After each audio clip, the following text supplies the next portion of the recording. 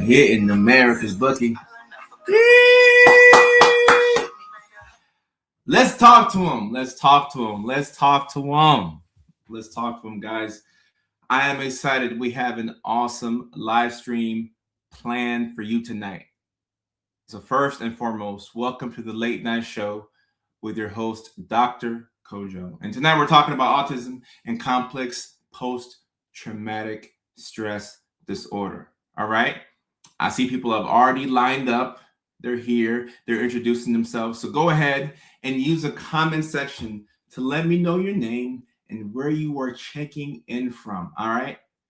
We're streaming on a couple of different platforms here tonight. We're streaming on TikTok. We're streaming on Facebook. We're on LinkedIn. We're on YouTube. We're on Twitch. We're on Kick. We're also on Kick, guys. So we're streaming on 6 different platforms, all right? And we have an international audience. On TikTok, I see that we have Daniel checking in from Scotland. On Facebook, we have Kim checking in from Australia. Then we have our moderator, Leilani, checking in from beautiful New York City. We got Tennessee in the house. We got Nashville in the house, back-to-back Tennessee. We have my dog, Chase, checking in from Houston, Texas. Chase was at the show in Houston, and Chase gave me a gift. Chase, I appreciate the gift. I got the chain. And I got the packet. So shout out to my guy, Chase. He was at the first show of the big Neurodivergent Comedy World Tour. The tour is underway, guys, and we were in Houston. To kick off the tour. I couldn't think of a better place to kick off than Houston, Texas. The crowd was amazing. We kicked it off with a sold-out show, and I will never stop expressing my gratitude for the people of Houston. What a wonderful town, awesome people. We kicked off the tour, and in a day and age where gas prices are so high and there are legitimate reasons as to not want to step outside of the house, Houston showed up and showed out. So thank you so much. An amazing town. I'm so grateful. And now we are on to Tennessee. The next show on the big Neurodivergent Comedy World Tour is going to be in Nashville, Tennessee at the Zanies Lab. All right. The first show was sold out, but we still have tickets to the second show. So I'm so excited. Audrey on TikTok is asking, how was Houston? Houston was amazing. It's one of my favorite cities in the U.S. And I knew that going to Houston would be a good idea. And it was a great idea. We have people checking in from Fredericksburg, Texas tonight, Arkansas, Ohio. Oh, yeah. Okay, so we have a big autistic community, so maybe I have to specify. My actual dog's name is not Chase, but Chase West is my dog, if that makes sense. DAWG. So obviously, sometimes with autism, we can take things literally. But my dog's name is Zoara, DOG. My DAWG dog is Chase, who came out to the show. So just have to specify. We have people checking in from Italy in the house, Florida in the house, Arizona in the house. Somebody likes the hair. I appreciate it. I went to go spray my hair before this live stream so I could, I could be okay. They want the baby blue back in Houston. The Titans have the Houston Oilers colors now in our new uniform. So looks like we'll never give it back to Houston. But shout out to the Houston Oilers. A great team. Without the Houston Oilers, we would have no Titans. Oh, you realized it afterwards. Okay. We have Utah in the house. We have Haley checking in from Houston. I'm not surprised that we have a big Houston community. I'm not surprised. I'm happy to see y'all. On TikTok, we have Love from California, Edmonton, Canada in the house. Okay. Delina from Wyoming, Ram D from California. Okay. So people checking in all over Wisconsin. Oh, Teen Titans. That's funny. Phoenix in the house. Awesome. Guys, tonight we're talking about autism and CPTSD. And I wish I had the numbers on what percentage of people who have autism also have CPTSD. I don't have the exact numbers, but I would, if I was a betting man, which I am not anymore, but if I were a betting man, I would say that the overwhelming majority, if not the majority, of autistic people have CPTSD. There's a good chance that if you have autism, you also have CPTSD. Now, there are some autistic people who don't have CPTSD, and I would say that the autistic folks who don't have CPTSD probably were diagnosed early in life. This is the person who was diagnosed at 5, 6, 7, 8. They had parents who were on it, parents who understood that if you have autism, you need external support, and they put the proper support in place, and you had everything that you needed, which is amazing, which is what we want, right? That's what we want. Now, the rest of us didn't have that external support. Some of us were latchkey kids. We had to fend for ourselves. Some of us had to get it out the mud. And if that's how your childhood was, there's a good chance that you could have CPTSD as well as autism or ADHD or whatever else you have. As we wrap up seeing where people are from, we're going to get into the live stream. We have people checking in from France. And thank you. Thank you. Love from France.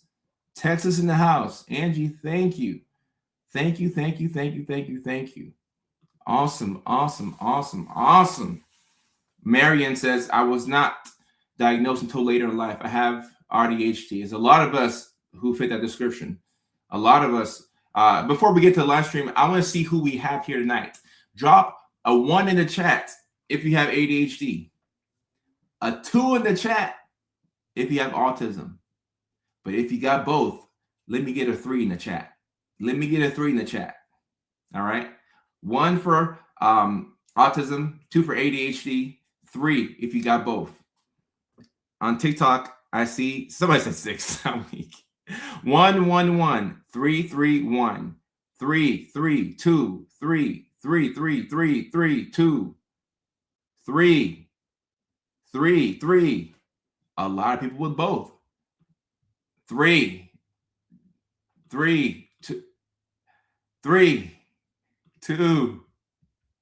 A lot of people with both. 3 3 2 2.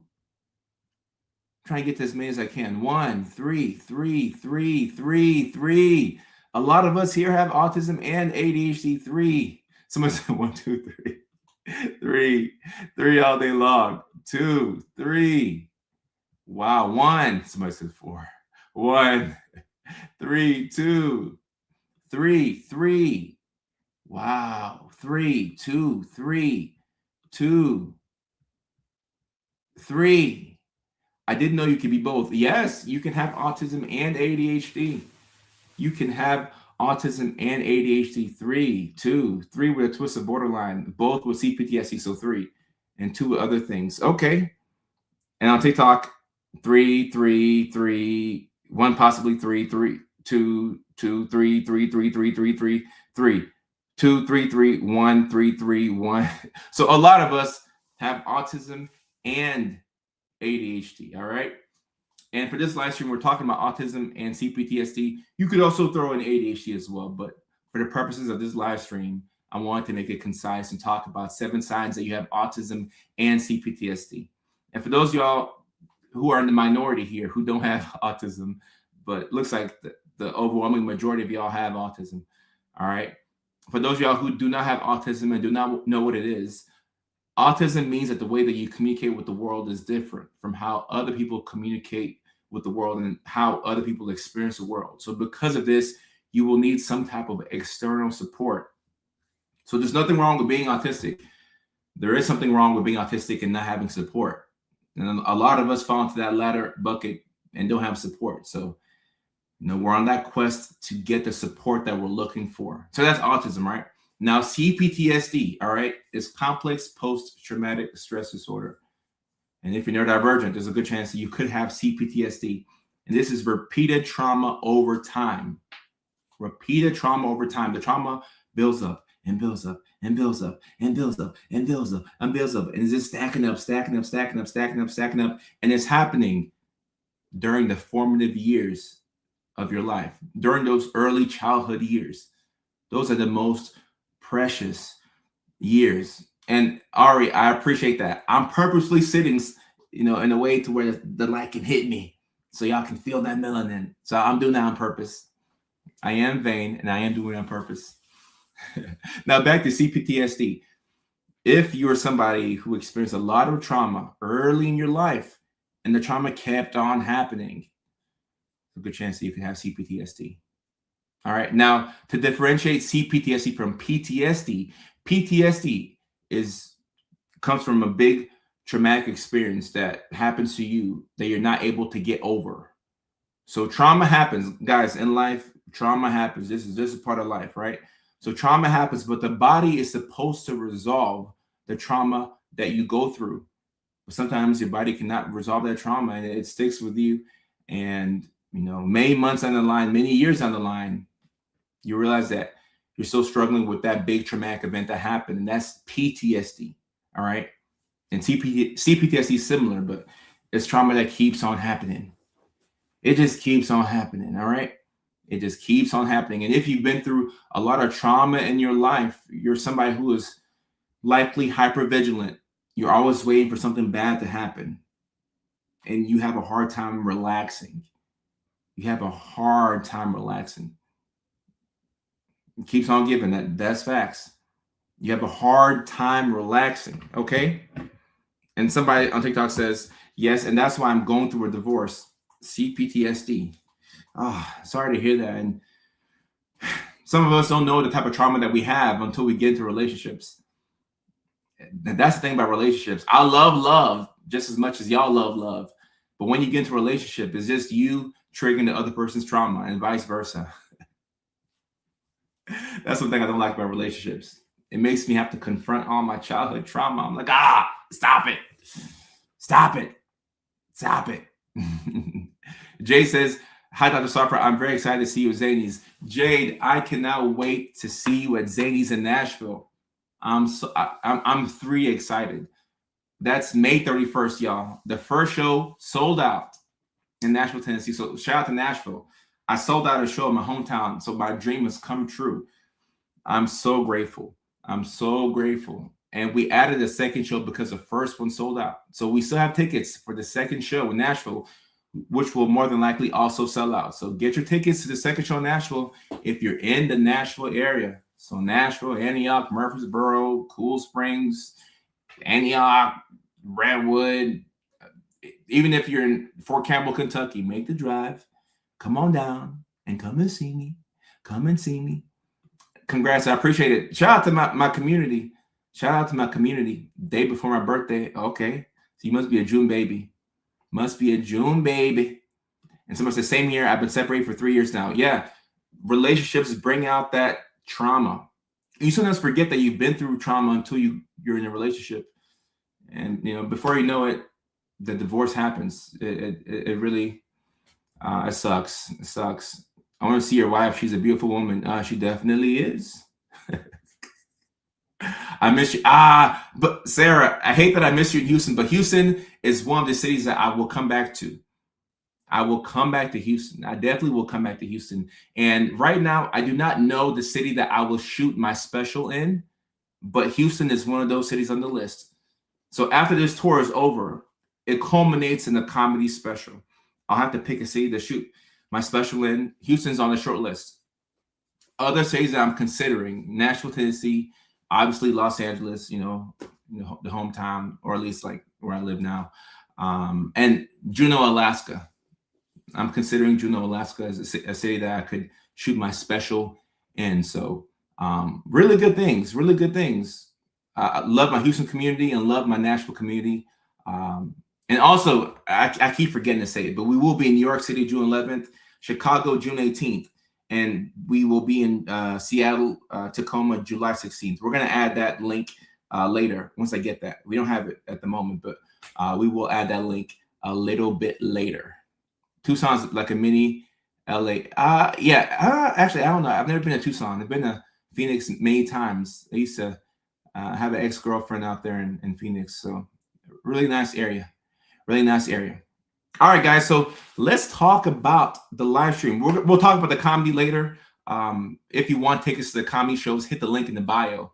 And the tickets for not only Nashville will be there, but the tickets will be there for Nashville, also for Chicago, New York City.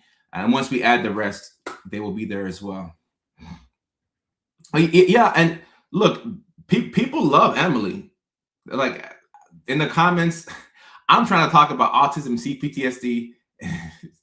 People love Emily. Awesome woman. She's doing great. Autism has not slowed her down. A beautiful woman, obviously. So people love Emily. They don't even care about Dr. Kojo anymore. They're like, we want Emily. We want Emily. Yeah, they don't care about Dr. Kojo anymore. They don't want to learn about autism and CPTSD. They're like, we want Emily. Someone says, please come to England. This is an international tour. So later on in the year, we'll look to come to different countries. We're looking to do it. We're looking to do it. Amanda says, I couldn't go to my concert because I was worried I'd get overwhelmed. Too many people. Ooh. Amanda, I appreciate you. I appreciate you. And anybody who comes out to my shows, thank you. Anybody who even watches the live stream, thank you. Thank you, thank you, thank you. Oh, you like me and my wife? All right, okay, cool. Because I thought you didn't like me anymore. I thought you didn't like me anymore. I thought y'all wanted, one of my 4 wives. Okay, all right. Let me get to the live stream. Let me get to the topics. I've been BSing. Here's my list. Here's my list. All right, guys. 7 signs you have. Leilani, look. They forget that I have ADHD as well. They're sidetracking me. I love y'all. All right, guys. 7 signs you have autism and CPTSD. Number 1, you masked to survive. All right. You've been masking your whole life to survive. All right. Where are my maskers at? All my folks who've been masking their whole life, where are they at? Where are my maskers at? My people who go out into public and they present themselves as somebody else. Like if your friends saw you at school or at work, they'd be like, that ain't Ali. That ain't Lovita. That's not Leilani. That's a representative. That's not Amanda. That's not Sarah. That's not Barbara. That's a fake Barbara. That's not Angel. That's somebody else. That's not Camper. I'm a masker. If you are somebody who's been masking for a long time, you probably have been masking to survive, okay? And this is why I say, for those of y'all who are on an unmasking journey, I'm also on that journey, all right? I'm right there with y'all. But if you are on this unmasking journey, please, please, please, please, please, please do not unmask all at once. Do not do it rapidly. Do not unmask rapidly. Please take your time, all right? This mask that you have, all right, it has superpowers. It got superpowers. And this mask has allowed you to make friends. It's allowed you to do okay in the dating market, the dating game, if you have a desire to date. It's allowed you to get a job. It's allowed you to communicate with people and to not seem like you're weird, all right? If you have autism and CPTSD, there's a good chance that you've been masking to survive. The number one thing that you want is connection. You want connection. And you want connection so bad. You want connection so, so, so bad. And the CPTSD part probably means that you were neglected as a child. Now, I'm not saying that you were neglected. I'm not saying that, all right? I'm just saying that you could have been neglected. And neglect can be just as harmful as outright abuse. People think that if you leave a child to themselves and you don't pay that much attention to them, it's not the worst thing in the world. Let me tell you something else. I'm not saying that it's the worst thing in the world, but it does stick with a child. It's going to be somebody who, may grow up to look for love in the wrong places. It could be somebody who grows up to to look for connection with the wrong friends. The people that you're around determine a lot of the success that you will or won't have in life. And sometimes you even like the people that you're hanging out with. You just want connection. So you put this mask on, right? You put this mask on to make these friends and to connect with people. Mm. Mm-mm-mm. Mm-mm-mm. Cecilia, thank you so much. Your teen son is doing homework next to you and he's enjoying listening, and I appreciate that. I try my best to be positive. It's good to know that there's some people here who are also here for me, not just Emily. I love y'all. This is coming from a mental health provider. Lovita is board certified mental health provider, and she's saying that neglect before age 6 increases antisocial behavior. If you got kids, when your child reaches out to you for connection, keep in mind, kids grow fast. Do your best to connect with the child. Do your best to connect with the child. Kids remember things. Kids remember things. Kids remember things. All right? Kids remember things. And Auntie on TikTok is saying, I'm 50. Most of us were neglected.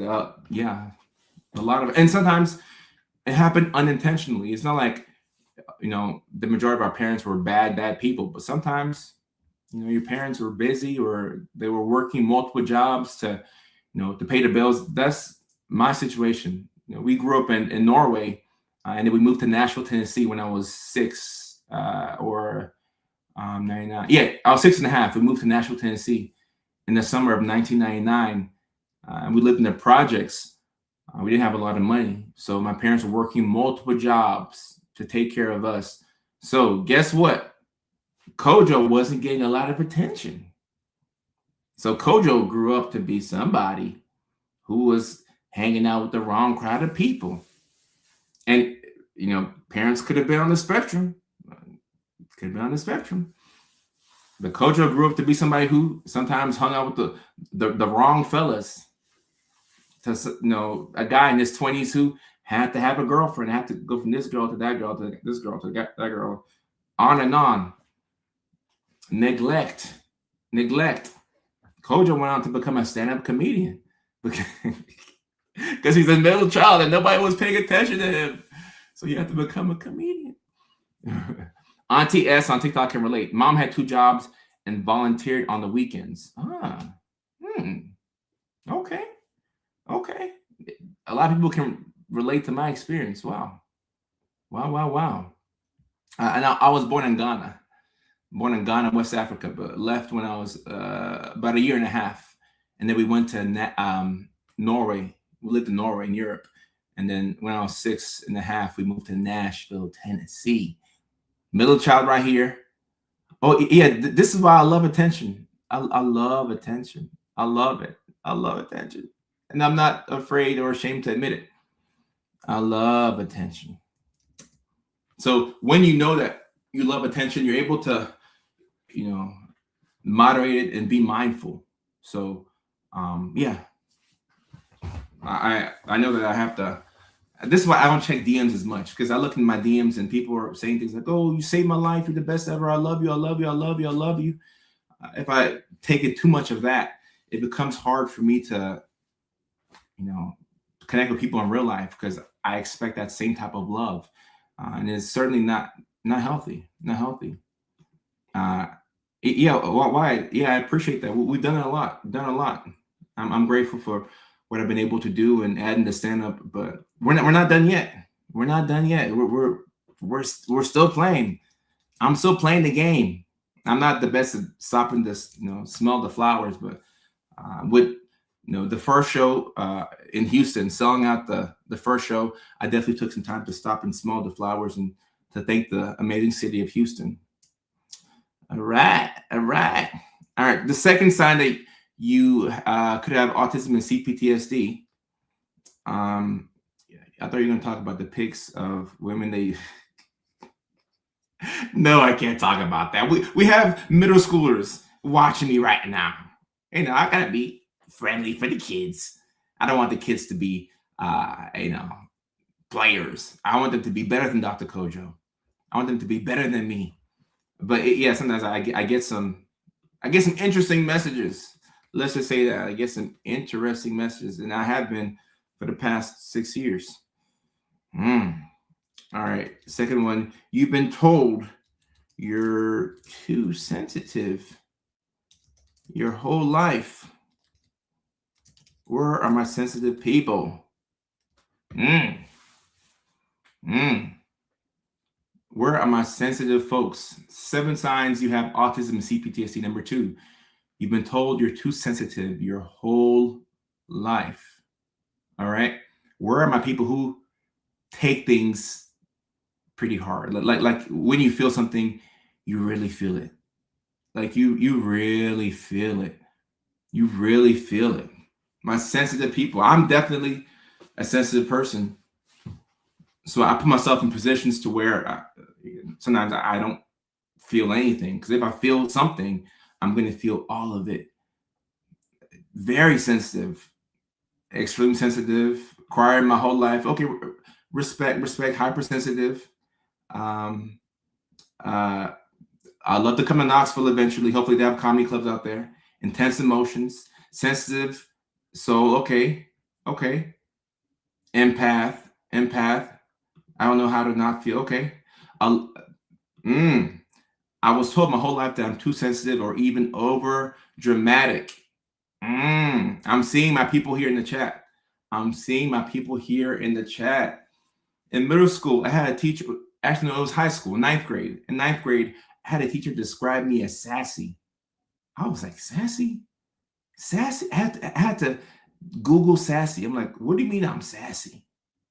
Sassy, really? Sassy? Oh, I have a hair sticking out.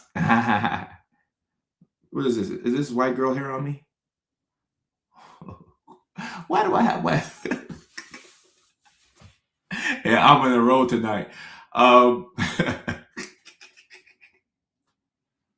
boy, oh boy. I had a teacher describe me as sassy. I said, "What do you mean I'm sassy?" Like, I was offended by her calling me sassy. But guess what? I was a sassy ninth grader. I felt everything deeply. I felt everything deeply. I don't have a poodle, so I don't have a poodle. I'm like, there's white girl hair on. I wish I could blame it on the poodle. Nah, it's just. I wonder why it's sticking on me. yeah. That's probably what it is. Perhaps. I can't confirm or deny, but perhaps. My sensitive people, my sassy people. Now, why could somebody who is autistic and somebody who has CPTSD be sensitive? Okay. You're somebody who, let's say you weren't getting a lot of attention as a child and you tried your best to fit in. Okay.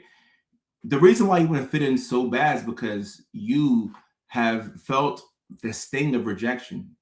You tried to put yourself out there into the real world and people didn't like it. So because of that, you created the mask for yourself. You figured out different ways to connect with people. But whenever you feel something that you don't want to feel, like you wear your heart on your sleeve. And people will call you sensitive, and people will sometimes try and just downplay what you're going through. Oh, just get over it. Just get over it. No, I can't. I can't get over it. And that's why a lot of us will talk about something over and over and over and over and over in an attempt to get over something. That's how some of us get over things. We just talk about it until one day, we're over it. We just talk about it ad nauseum, over and over and over and over. Rachel on TikTok says, I wear so many masks. I'm not sure who I am. Rachel, a lot of us can relate. A lot of us can relate. A lot of us can relate. Whole life told I take everything personally. Brittany on TikTok. My sensitivity either comes out in crying, anger, or numbness. Yeah, and the reason why we numb ourselves is because we don't want to feel. We don't want to feel because we have a hard time feeling just a little bit. We feel everything all at once. And it's just sometimes too much. It's sometimes too much. Nicole says, last thing one person ever said to me was, "You are too sensitive." Too sensitive. Too sensitive. Mickey Ficky. Takes you back to middle school, takes you back to past relationships. We're too sensitive. And guess what? You're not too much. You're probably just in the wrong area. Okay. And let's say you are with your people or you're with your person, right? And you're having one of those days where you're feeling something too much. They won't tell you that you're too sensitive. They'll give you a space to feel, and they'll rein it in and say, "All right, okay, I know you feel this way, but we still gotta get up. Like we still have to, get to work. We still have to do what we need to do. But it's okay that you're feeling these feelings. They're gonna validate how you feel and give you some time to steam off and to do what you gotta do. But they're not gonna downplay what you feel and call you too sensitive. All right. And look, right here, you can also disassociate too. You could dissociate, especially when you've been through trauma. Trauma and dissociation, strong link, very, very strong link. And sometimes you've been through so much that it's just too much to relive it or to feel those old familiar feelings. So the body will dissociate. Yeah, you're never too much for the right people. I agree. Sometimes you're just not in the right area. You're not with your people. You got to be with your people. But then again, it is hard to find your people. It's hard. Woes says, how many streams are you on? I am on TikTok, LinkedIn, YouTube, Twitch, Kick, and Facebook. 6 streams. 6 streams. Jennifer says, this is why I always feel safer alone. I never feel anyone is safe anymore, even when I put myself out there. Sometimes trying is exhausting. Trying is exhausting. And Leah, this subject does hurt. Maybe we're a little too deep for a Thursday night, but trying hurts. Putting yourself out there is very difficult. There's nothing better than, feeling accepted by our people, but it is hard to, to put yourself out there. It's tough. It's really hard. It is really hard. Patricia says, my boyfriend has called me sensitive, touchy, and so on. I've shut down so hard. Ooh. Tell your boyfriend to log on and watch the live stream. Patricia on TikTok, tell your boyfriend to log on and watch his live stream. Tell him to come on through. Send him the link. On TikTok, you can share it. Send him the link so he can join the live stream. And he should change his name to Patricia's boyfriend so I can see who he is. Tell him to join. Tell him to join now. Number 3, you rehearse conversation. Or let me see. You play back. You play back conversations for days after they've happened. I like to make sure I spell my words correctly. After they've happened. Where are my people who play back conversations for days after they've happened? Where are my people who have done this? The rumination. Where are my ruminators? Is that a word? Ruminators? Ruminators? Am I making that up or is that a word? Ruminators. It sounds like an indie band. The Ruminators. Come to the stage, guys, from Santa Fe, New Mexico. The Ruminators. I like that. That should be a name of a band. The Ruminators. The Ruminators. Ruminators ruminate. Leilani says, I'm calling her out tonight. You play back conversations for days after they've happened, all right? And Sandra, I'm not saying that this means that you're autistic. It just means that you could be, all right? And Patricia Pete says, even combos from years ago. Yes. Sometimes you'll play back conversations from years ago. Something that happened 8 years ago can still stick with you today. And you'll judge yourself and you'll be like, why did I ever say that? That was weird. That was uncalled for. I said the wrong thing. That's why that person didn't like me, because I said the wrong thing at the wrong time. And you judge yourself. Now, I do think that for the average person, after a social interaction, like on the ride home, or even for a couple of days, you might, you know, like judge yourself socially and just assess your performance. Okay, every now and then we'll do that, especially if it's a new group of people that we've never been around. But for the ruminators, right, for the people with autism and CPTSD, you don't stop thinking about these things. They just don't go away. Like it doesn't go away. Like it sticks with you. It sticks with you. Like Renee is saying, I replay conversations for months in my head, wishing I could have said something different. Right. And you'll be thinking about what you would have said if you had time, and you're in your head. And the worst part about ruminating is sometimes you do this at home. Home is the worst place to ruminate, because when you're in your head and you're having inside thoughts, then you are the hardest on yourself.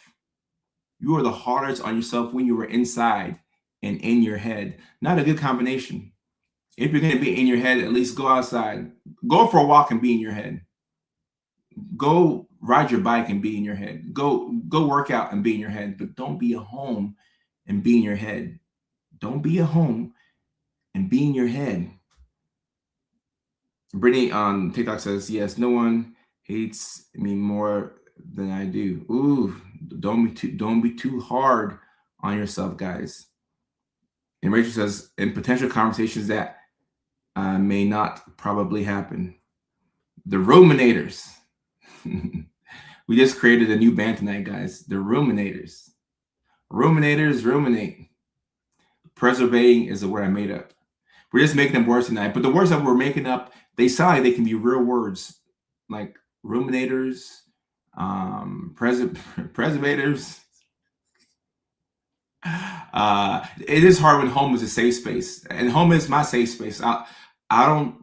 There's nowhere that's better for me than home. Like I love being at home. I love being at home, but you have to get outside the house sometimes. You got to get outside of the house sometimes.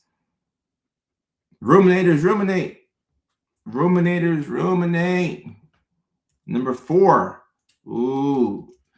7 signs that you could have autism and CPTSD. Man, some of y'all are 3 for 3 tonight. Some of y'all are 3 for 3 tonight. And let's see if you're 4 for 4. Rejection is extremely painful. A 4-sentence word. I think that was said pretty well. We made that as concise as possible. Rejection, looks like Leilani is 4 for 4. Rejection is extremely painful. Extremely painful. Anytime you feel rejection in life, it's like somebody took a dagger and pierced your heart. Rejection is extremely painful. The person who is autistic, who feels emotions very deeply and also has CPTSD, and they're carrying a boatload of trauma, is somebody who will do their best to avoid rejection. All right? You're going to do your best to avoid rejection. Haley says that I'm describing her whole life. Renee says rejection hurts like a knife to the heart. It's a very difficult feeling. Rejection is tough. Rejection is very, very, very, very, very, very, like you'll do anything to avoid rejection. You'll go to great lengths to avoid rejection.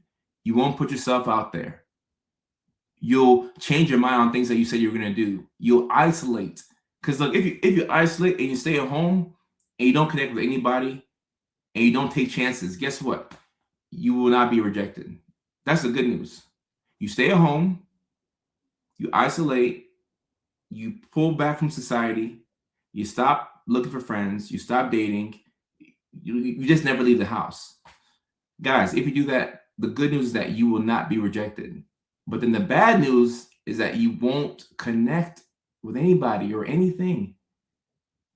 You won't connect with anybody or anything.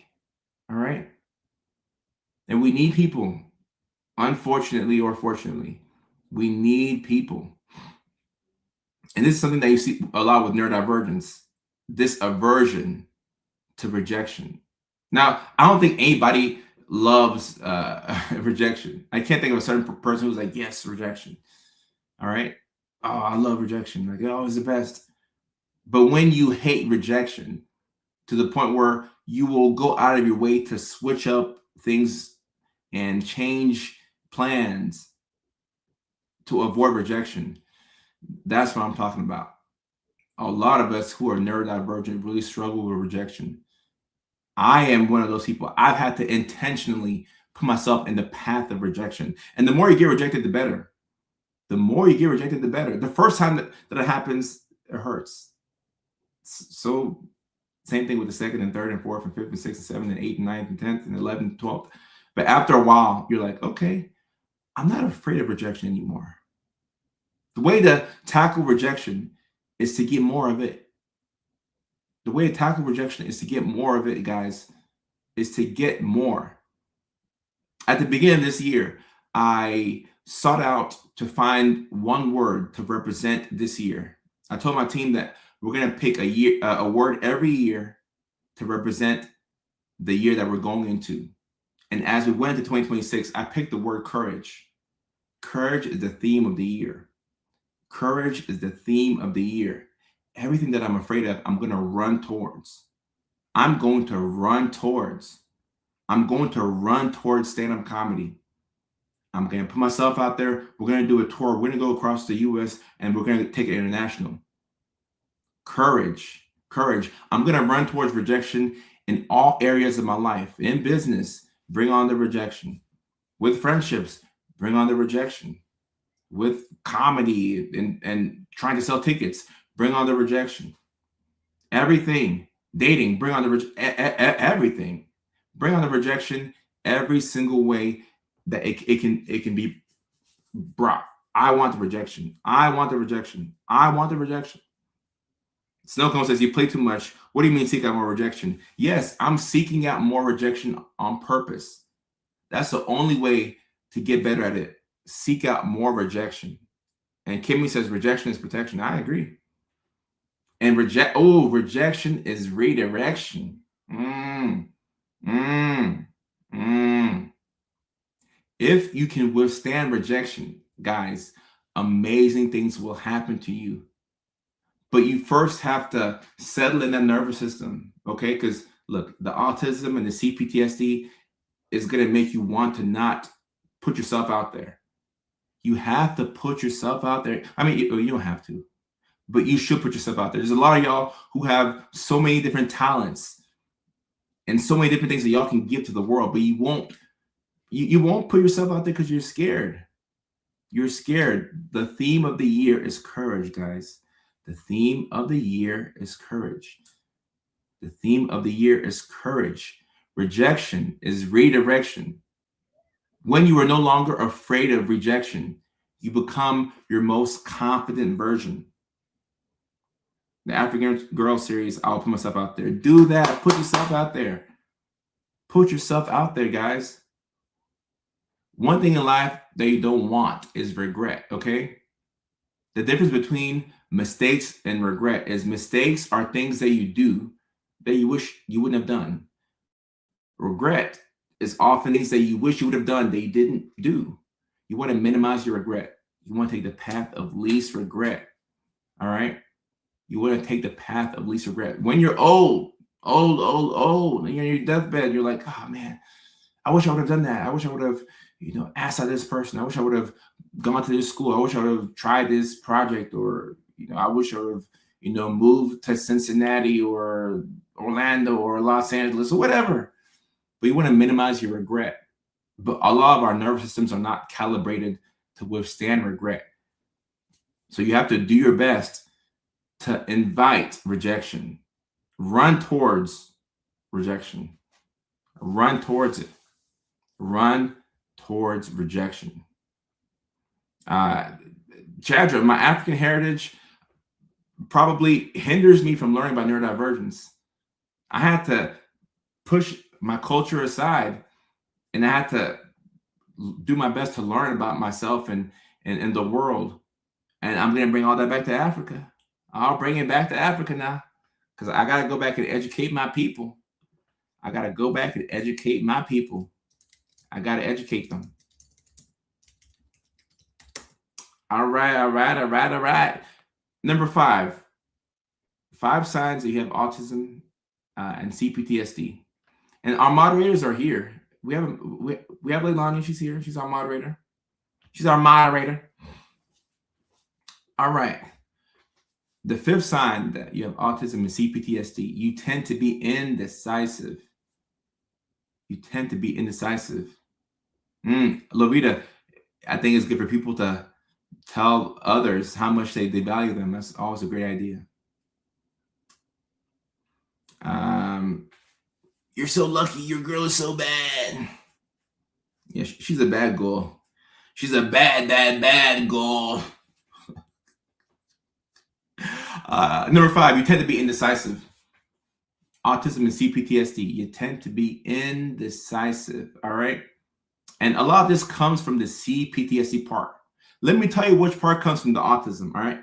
When you're autistic, just like ADHD, you can deal with something that is called executive dysfunction, right? And if you deal with executive dysfunction and you have that, your brain is going to be tired, okay? Executive dysfunction tires your brain. Having to make a decision about, should I shower? Should I brush my teeth? Having to do things manually. Oh, I can't find the pillowcase. Now I can't make my bed because I make my bed in this particular order. Or I'm so tired. I'm going to sit on the couch right now, and I really should be doing laundry, but I'm going to sit on the couch, and instead of taking the clothes from the washer to the dryer, I'll just sit here on the couch because everything is just so hard right now. And then you judge yourself for not doing what you should be doing. And instead of you relax on the couch for 3 hours, you spend 3 hours being hard on yourself for not doing the thing that you could be doing. That's executive dysfunction. It's very tiring. It wears you out.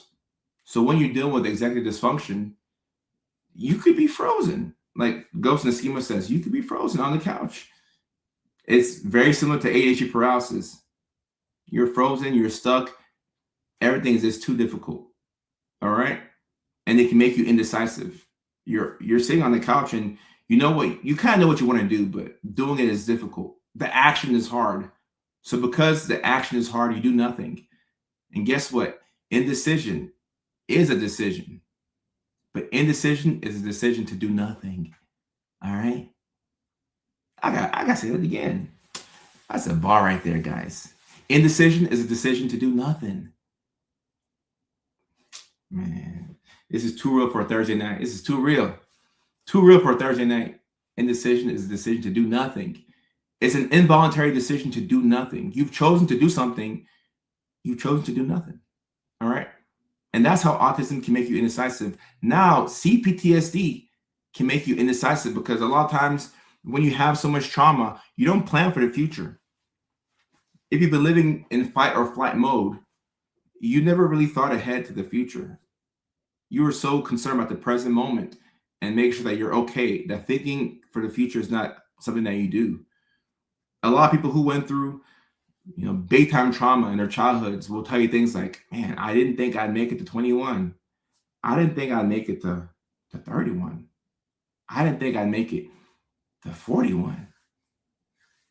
Marion, that's deep. We're on a roll tonight. I feel good tonight. So if you never thought that you would make it to 21, 31, 41, why would you plan for the future? You never thought about making it to 20 because you just wanted to make it to Thursday. You're not thinking long term. And the bad thing about this is when you're not thinking long term, you don't make long term plans. You make short term plans. And if you have the tendency to be impulsive, which a lot of us do, you can make a lot of bad decisions or a lot of decisions that you didn't really want to make. Impulsivity. Impulsivity and indecisiveness. Not the best combination. Impulsivity, indecisiveness, trauma. You're gonna make a decision to just make you feel good at the moment. You're not sure what you want to do. I'll do what makes me feel good right now. I'm not sure like what's gonna happen.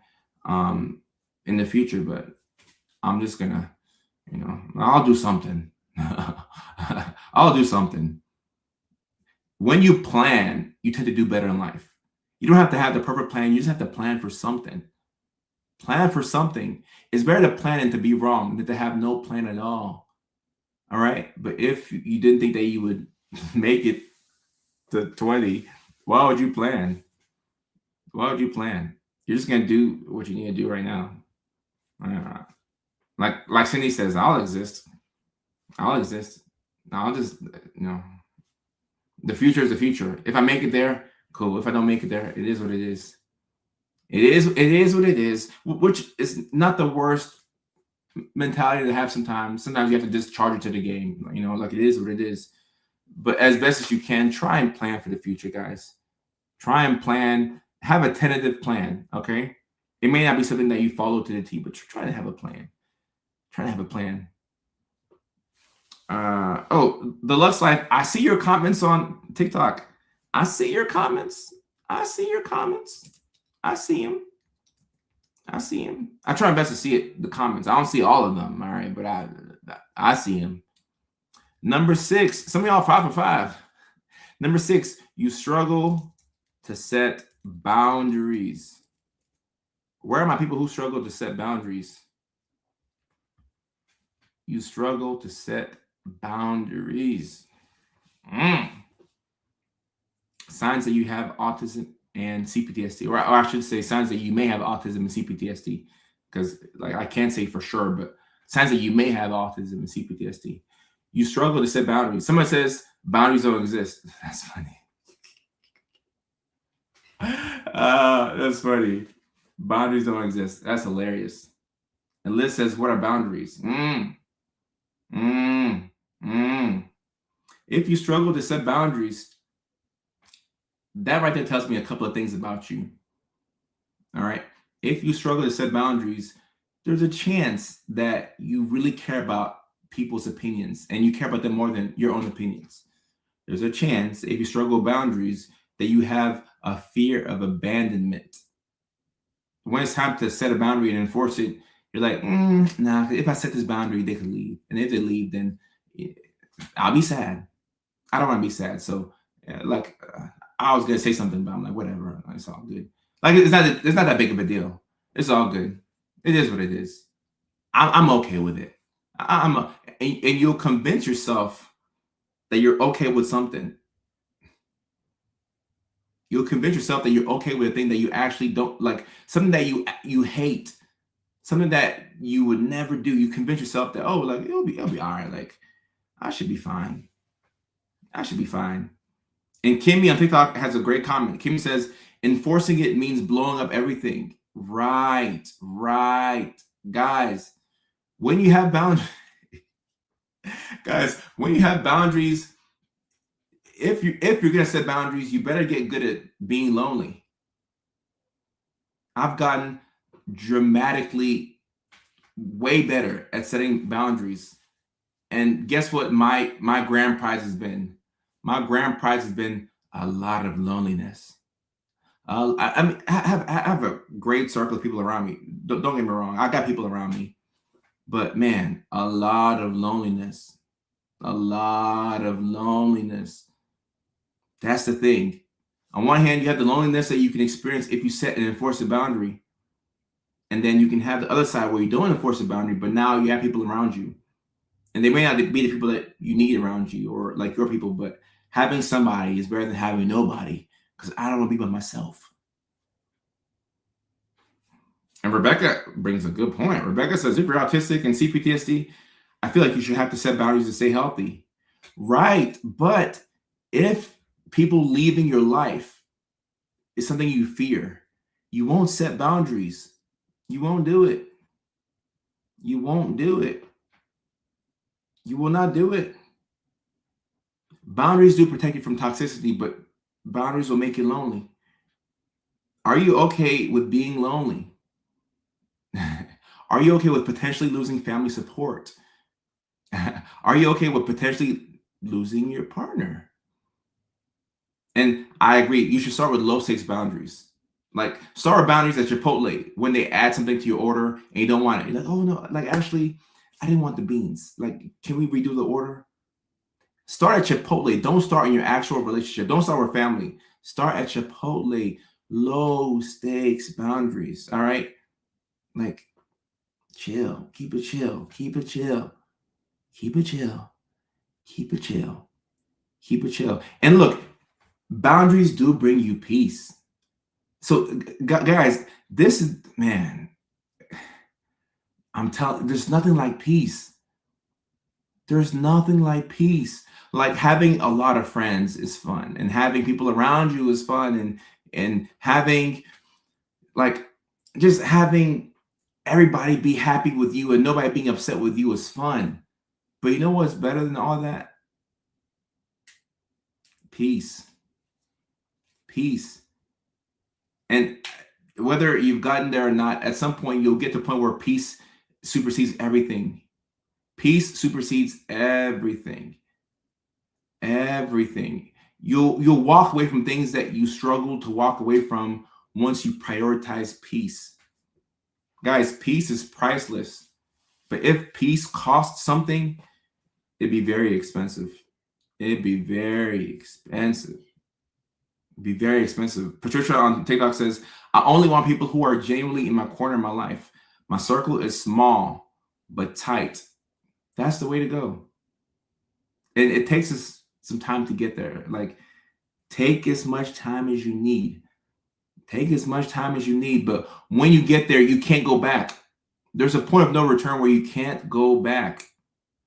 You can't go back. Fortunately or unfortunately, I've reached that point. Like, I'll walk away from somebody that, you know, we've been boys for a long time if a boundary is not respected. I'll walk away from a relationship. I'll walk away from a pretty lady if boundaries are not respected. In my 20s, especially my early 20s, I could not do that. I could not walk away from a beautiful woman if she disrespected my boundaries. I'm like, yeah, whatever. Like, it's cool. It's cool. Me at 23, oh yeah, it's all good. Like, yeah, I'm okay with what she did. Me at 33, I'm like, heck no.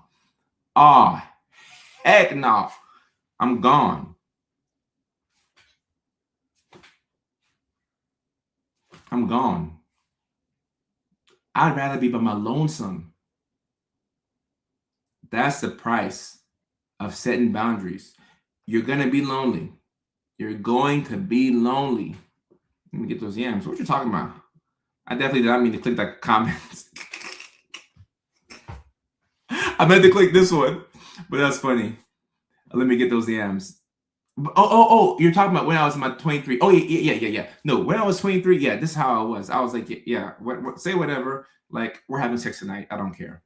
That was me at 23. And now me at 33 is like, oh, like, I don't care about shucking. I don't care about shucking. I don't care.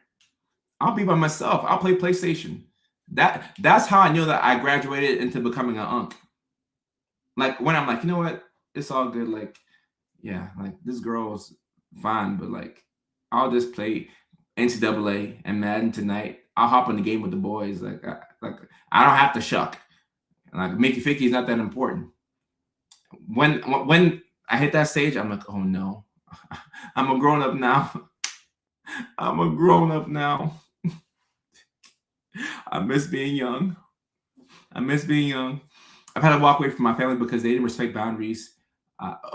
Look, family and loved ones and your partner, those are the people that it's the hardest to set the boundaries with. If you didn't care about somebody, it'd be very easy to set a boundary. Because like, you're like, okay, like, I just met you 2 weeks ago. Like, yeah, you can leave. I don't care. I don't care. I don't care. But when you care about somebody, it's like, dang. Oof. Like, I love you, but I'm gonna have to let you go. I'm gonna have to let you go. I need my respect. In fact, if you don't respect yourself, others won't either. It's not worth the Mickey Ficky. It's not worth the Mickey Ficky. JJ, Unk season is a good feeling. Right. I can Netflix and chill by myself. Unk season. Girl, I don't need you. Do I want you? Hell yeah, I want you. Look at how you look, shaped how you like, yeah, I want you. But I don't need you. And look, sometimes you set a boundary, and sometimes I'll set a boundary, and then like after she leaves or whatever, I'll be like, why did I do that? No, I'm just kidding. Like, come back tonight. But then I'm like, no.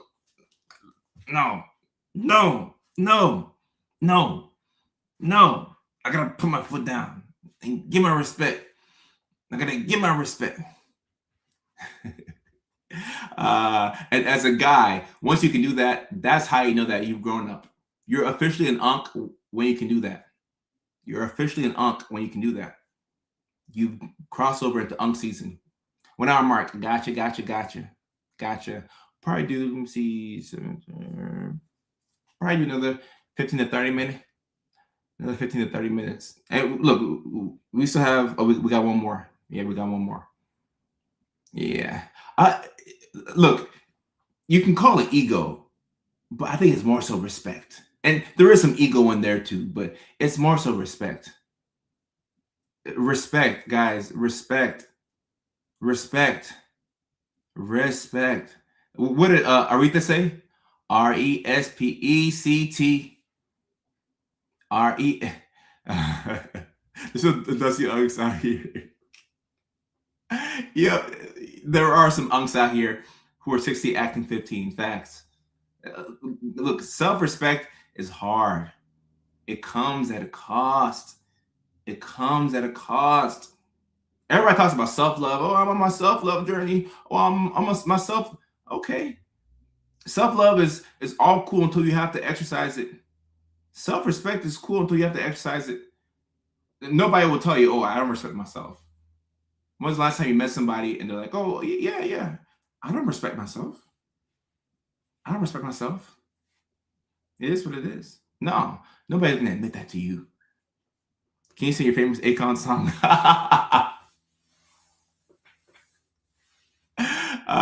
It's funny on TikTok. That's hilarious. That's funny.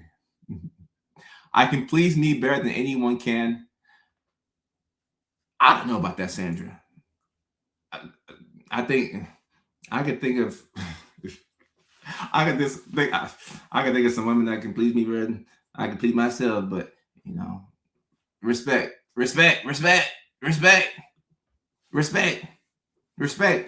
Say no to the flesh.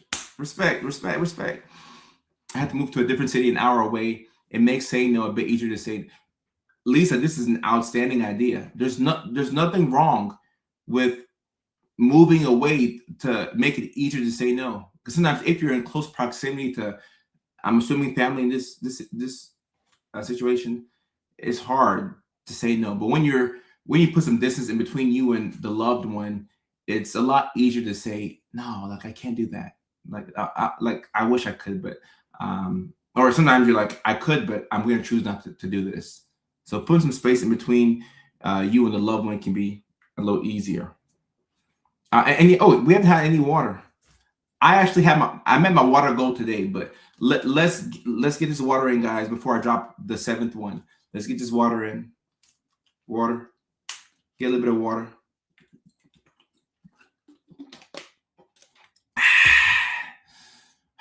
Big cheers. Even if it's just a hug. What you mean? Oh, you saying physical touch is important? Oh, yeah. Oh, physical touch is very important. But look, I agree. Hugs can get you by.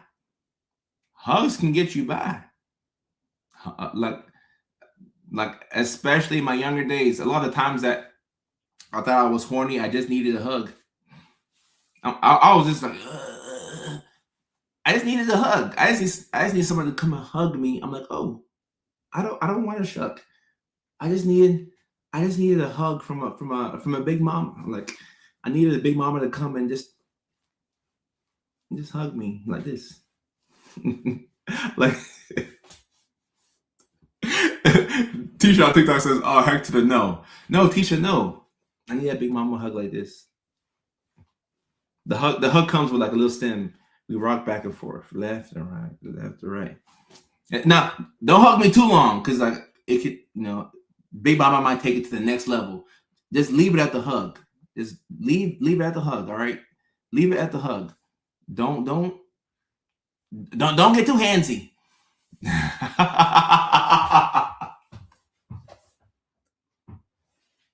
Don't get too handsy.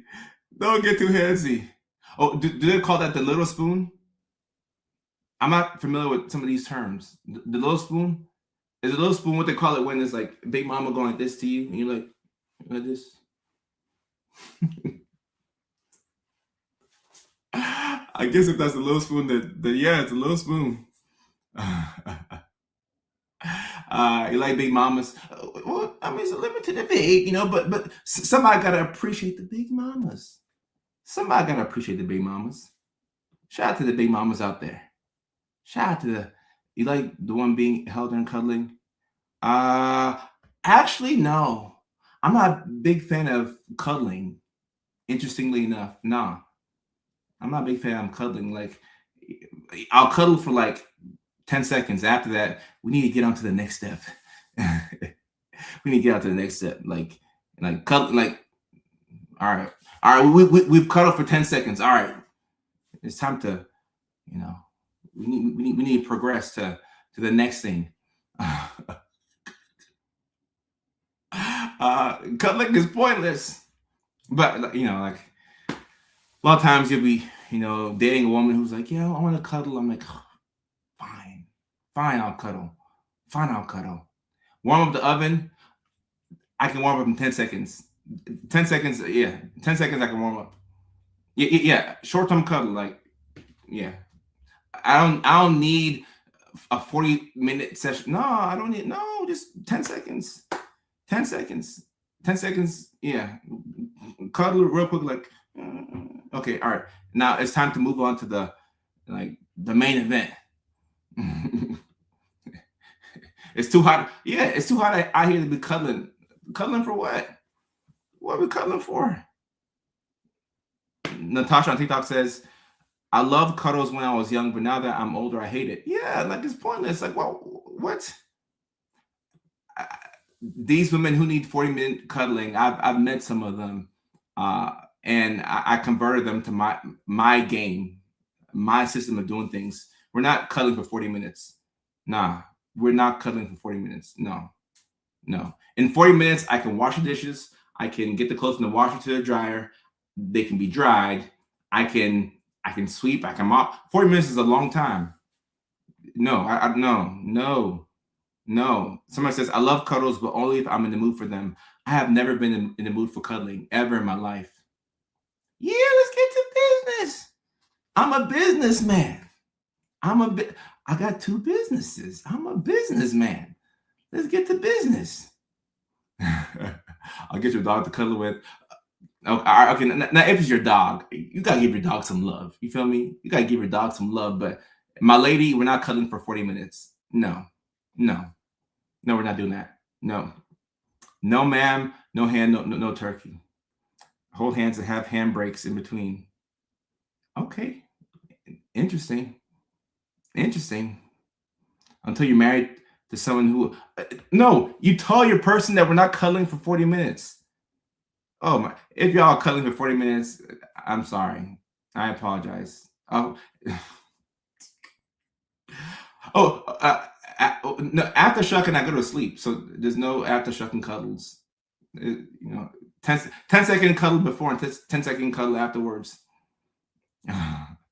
Dancing naked, maybe horizontally. Hold hands. Oh, that's romantic. Hold hands while we sleep. But yeah, cuddling is. If I were ever president, which I can't be, I wasn't born in the United States, so I cannot be the 48th president of the United States. But I can be governor of California. That's as high as I can go. If I were ever in office, I would outlaw cuddles. Like I would make it illegal to cuddle. I would make it illegal to cuddle. Cuddling should be illegal. Or like 10-second grace period. After that, we need to, we need to move on. At Baymax, tap on the shoulder. That'll work. That'll work. Okay, all right. Maybe not illegal, but we need to put a limit to cuddling. And someone says professional cuddlers will hate you unless you're a professional cuddler, because some people like cuddling, and there are professional cuddlers out there, guys. Believe it or not, there are professional cuddlers. There are professional cuddlers, and we're moving into an analog world. So there's going to be a lot of people out here who, purchase cuddlers. I think that they're already doing it in Japan and other countries where you can purchase a cuddler. So yeah, like I just prefer to say in the U.S. Like I'll just find Big Mama to give me a hug, rock me back and forth, and then we'll be done. And so it says, what if cuddling is important to your future wife? Would that be a deal breaker? Yes, guys. I'm neurospicy. I have sensory issues.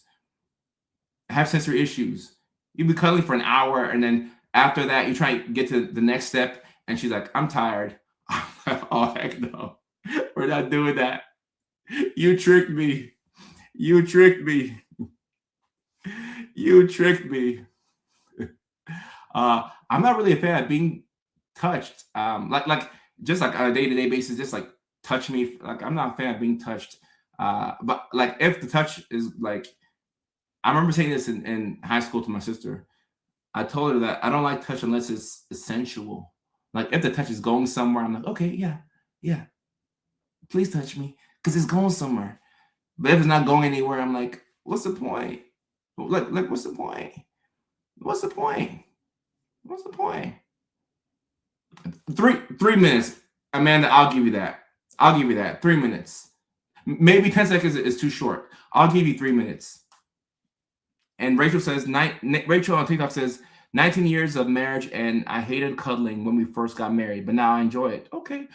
So respect. There are some cuddlers out there. I didn't know that we had a lot of cuddlers out there like that. I didn't know that. I did not know that. Did not know that. I understand my husband will respect that I don't like being touched or cuddled. And look, when you're dating somebody, they should be aware of your sensory preferences. And some of us don't like being touched. Look, there's a lot of autistic people in this, live stream. Some of us don't like being touched. Okay. And I can relate to that. Some of us don't like being touched. Now, when I'm at a public event or like comedy shows, then that's when I like being touched. Like comedy shows, meet and greets, when I'm doing a keynote speech somewhere, like then I'm a hugger. I have to ask people, I'm like, are y'all huggers as well? But like in my day-to-day life where I'm just going to the store, I'm like, if I see somebody I know, okay, I'll hug you. Or if, it's Big Mama and she want to rock me back and forth like this. Yeah, I'll let Big Mama rock me back and forth for a little bit. Nashville is my hometown. Yep. And I'll be there May 31st at the Zany's Lab. The first show was sold out, but the second show we still have tickets out there. I need to find Big Mama. So Big Mama can be, and I did not forget number 7. I'll give her number 7. Don't worry. I'll give her number 7. But Big Mama can be, I mean, a Big Mama can be somebody who's 115 pounds, right? She can be 115 pounds, or she can be 180. Like Big Mama is just a term. It's not like a literal term, but I mean, it could also be a literal term, right? So Big Mama has a wide range. A fine mama can be called a big mama. A fine mama can be called a big mama.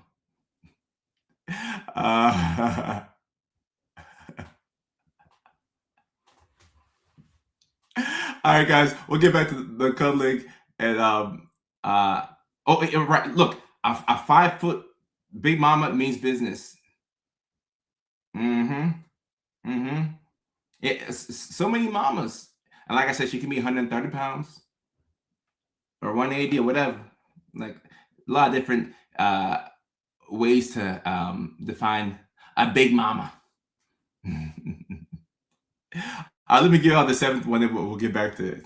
But it wouldn't, like Leilani's right. It wouldn't be a Dr. Dakota live stream if we didn't go all around the world before the last one. All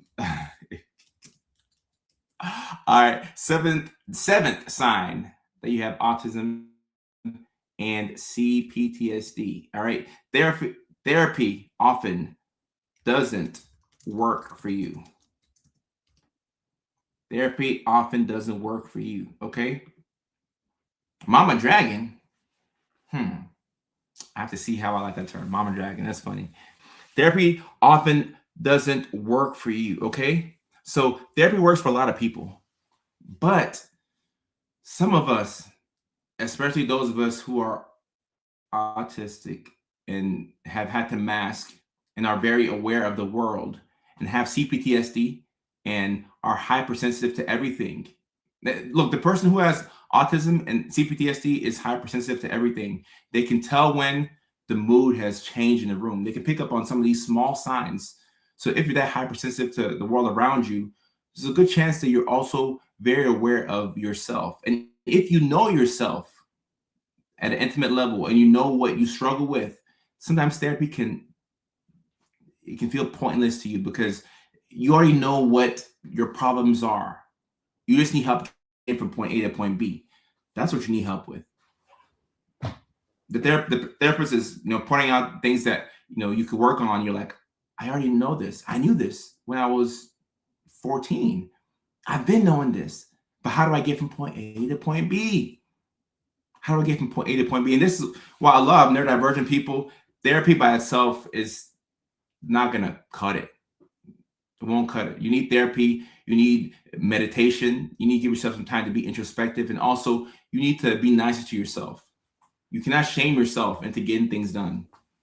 You cannot shame yourself into getting things done. It doesn't work. Sometimes it'll be a catalyst to, starting things, but you cannot shame. You have to learn how to be nice to yourself. And that was very difficult to me because I'm the type of person, like, I work off of spite. I work off of, football coaches in high school, getting on my ass, like, all right, do this, do that. I had strict parents growing up. I got whooped as a kid. So like my catalyst was like rough language, a negative inner voice. Like I would shame myself into getting things done. And guess what? It was very, very helpful. It worked for a long time and then it no longer worked. It no longer worked. So if you're the type of person that you're very introspective, you know exactly what your issue is, but you just need help navigating it. You need help navigating it, number one, and then you need the external support that I always talk about. If you have help navigating from point A to point B and you have external support, you'll be fine. That's what you're looking for. So sometimes therapy feels like a backward step. Like I'm paying somebody to tell me something that I already know about myself. How are you going to help me get from point A to point B? What insight will you give me that I don't already have? Doesn't make any sense. Like, what insight will you give me?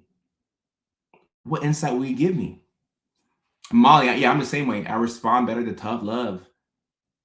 This whole gentle parenting thing is like, it blows my mind. I'm seeing a lot of gentle parenters out here. Very gentle, very, very kind, very demure. I'm like, I don't know what that is. Like, growing up in the South, it was spare the rod and spoil the child. And we had a lot of rods in the house. And guess what? I experienced every single last rod. Yeah. Tough love. So converting into soft love is an adjustment. It's definitely been an adjustment for me, And Rachel says gentle parenting doesn't work on my feral kids.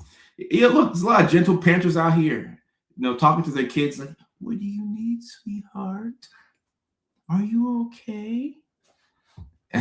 What would you like to eat today?" We ate whatever was given to us. I didn't have a choice not to eat. My parents didn't care about sensory preferences or not wanting. No, you ate what was given to everybody. And if you didn't like it, you starved. Get over it. These gentle parenters are giving their kids multiple options. It blows my mind. But I'm not saying it's a bad thing. Like it's someone says gentle parenting is abusive. That's funny. It's not a bad thing. Maybe we overcorrected too much. Perhaps you overcorrected too much. But I don't think beating kids until they're blue in the face is not like a lot of that was like abuse. A lot of that was abuse. So we need to pull back. But the gentle parenting sometimes is a little too gentle. Do you think it's bad for a therapist to bring up their personal life often in sessions? Yeah, it's not the worst thing in the world. Sometimes if you bring parts of your personal life up in a session as a therapist to connect with a patient or to give them insight that they may not already have, I don't think it's a bad thing, but that should not be the theme. Like whenever a patient says something or they need some type of insight, the therapist always goes to a personal story. That should not be the go-to to give your patient insight, but a story every now and then to help them see something that they would struggle to see otherwise is not bad. Good question. Good question. Someone says my childhood CPTSD came from the opposite of gentle parenting. Right. Now, the old school parenting, which was abuse, let's just call it what it was, that's not the way to go. But the gentle parenting, I feel that has gotten a bit too gentle. So maybe it should lean more towards the gentle parenting, but like we need some of that old school love without the abuse. You know what I'm saying? Take out the abuse and give me the old school love. Like take away the 8th place trophies, and we need to have competitions. There should be a 1st place, a 2nd place, a 3rd place, a 4th place. In school, like we need to mimic real life. In real life, there are consequences of things that people do, and there's not multiple winners in real life. Now, in elementary schools, kids will like do competitions and they'll say that everybody's the winner. It's like the whole class is the winner. That's not real life.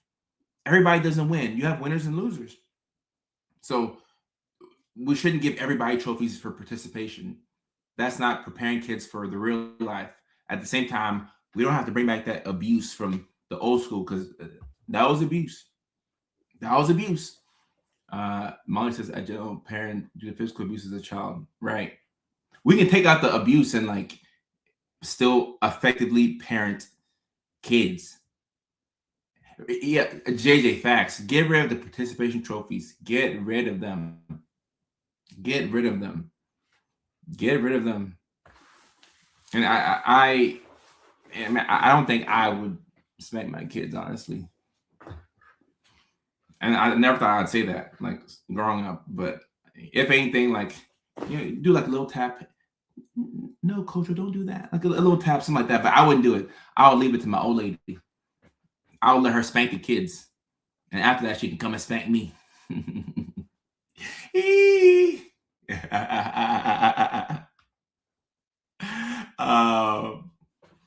My teenager ADHD daughter needs old school parenting. I'm going crazy. Old school without the abuse, though. Old school without the abuse. Old school without the abuse. Growing up in Tennessee, they had the paddle. Like teachers were back in 1999, 2000 in elementary school. Teachers could beat kids. Like I know it'll blow y'all's minds, but teachers could beat kids. There was a form that you'd be sent home with, and you would give to your parents, and you can either check a box, yes, teacher can beat my child, or no, teacher cannot beat my child.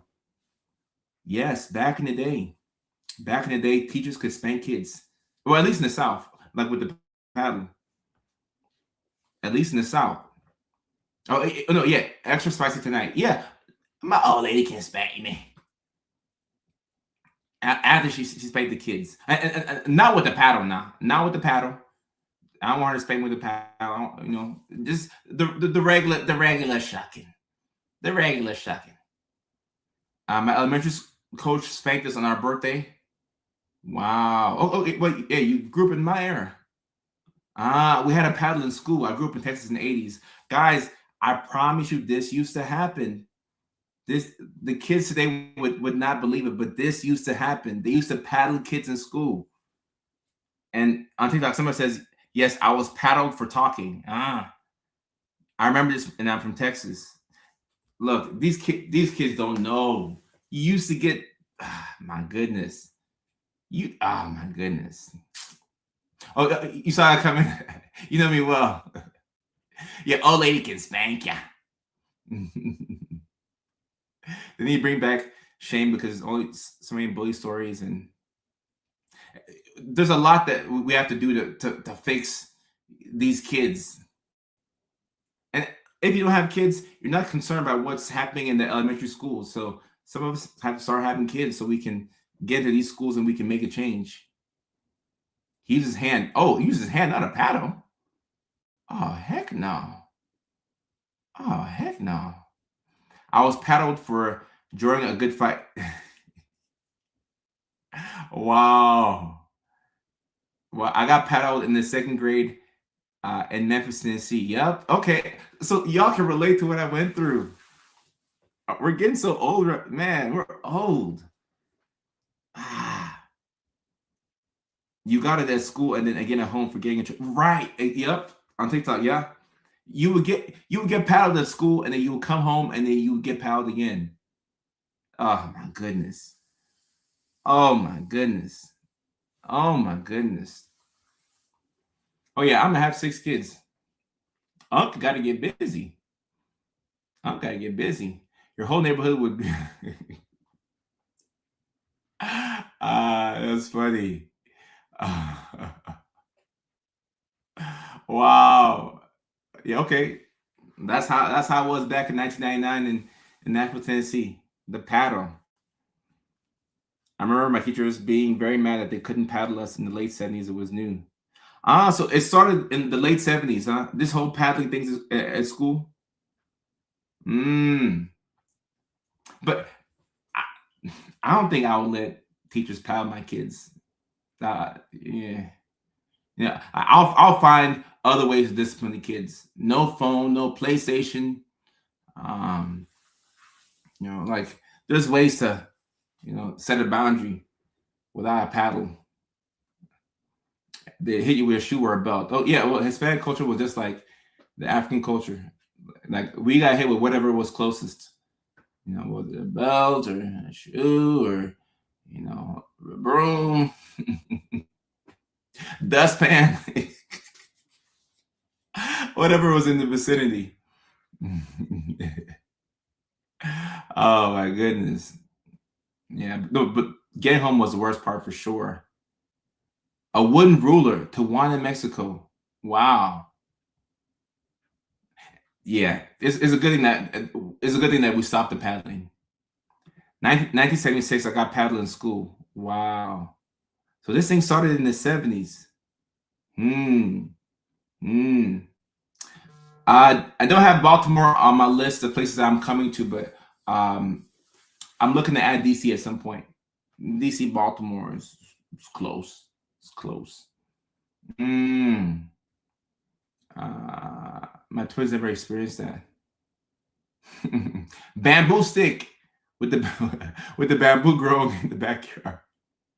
That's diabolical. Grow bamboo in the backyard so that way you can use it. Oh my goodness. Yep. Your parents finish you off at home. And I'm happy that we pulled back on that part. I'm happy that we pulled back on that part. Someone says, this is imperative. Do you like cheesecake?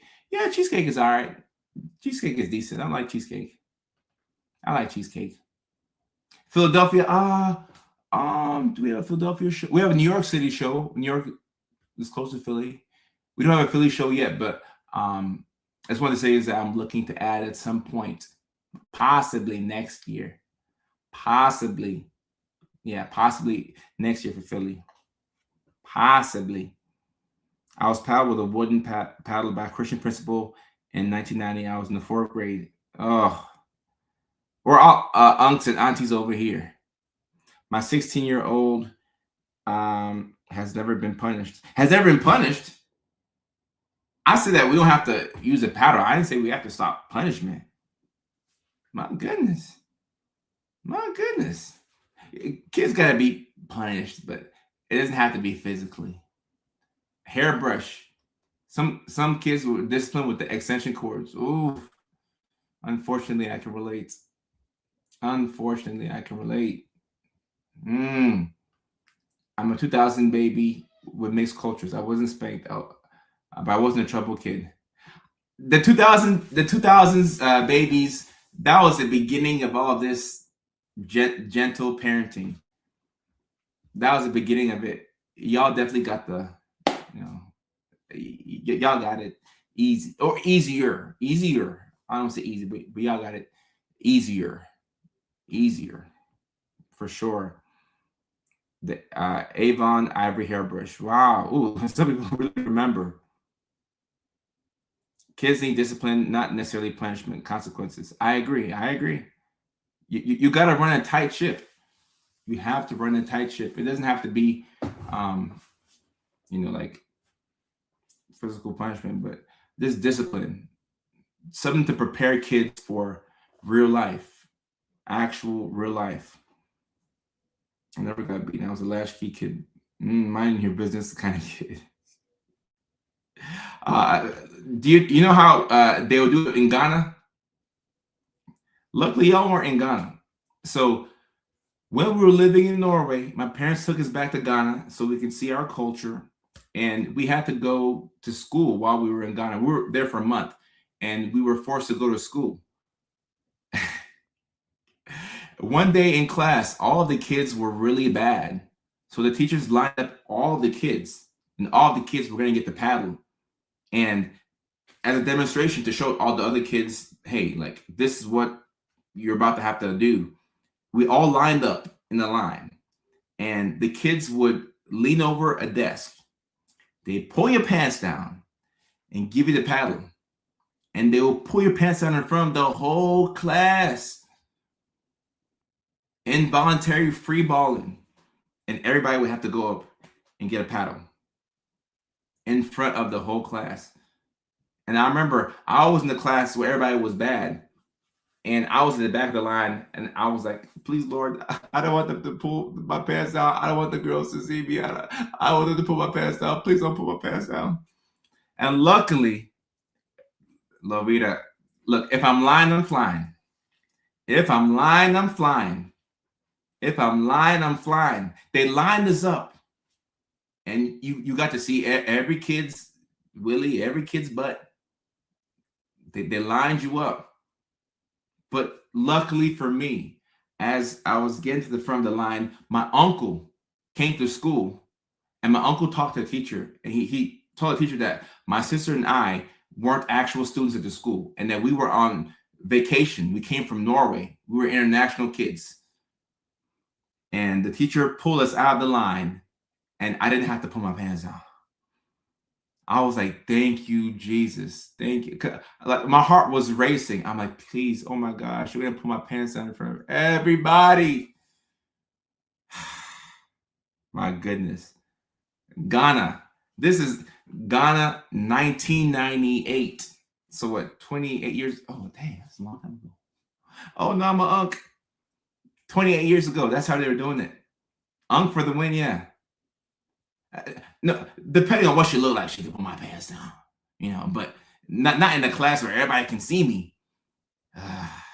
Man, thank you, Lord. My uncle came and saved us. My uncle came and he saved us. Thank you. Thank you. Uncle Nana came and saved us. Thank you so much. Thank you so much. I'm like, look, we're from we live in Norway. We're just here on vacation. We don't go to Sunbeam Elementary School. I'm not like these other African kids. I'm African, but I don't live here.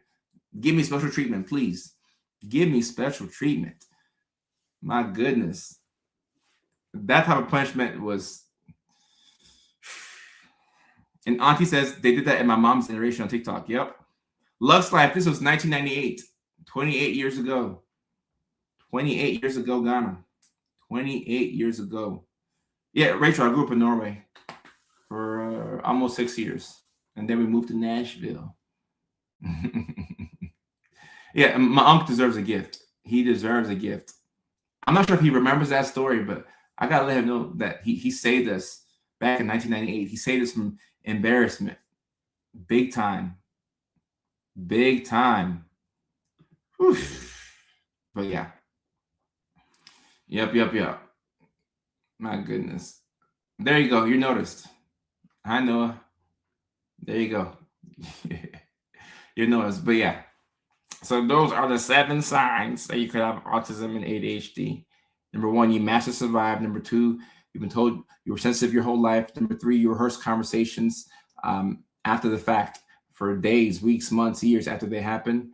Number 4, rejection is extremely painful. Number 5, you tend to be indecisive. Number 6, you struggle to set boundaries. Number 7, therapy that often doesn't work for you.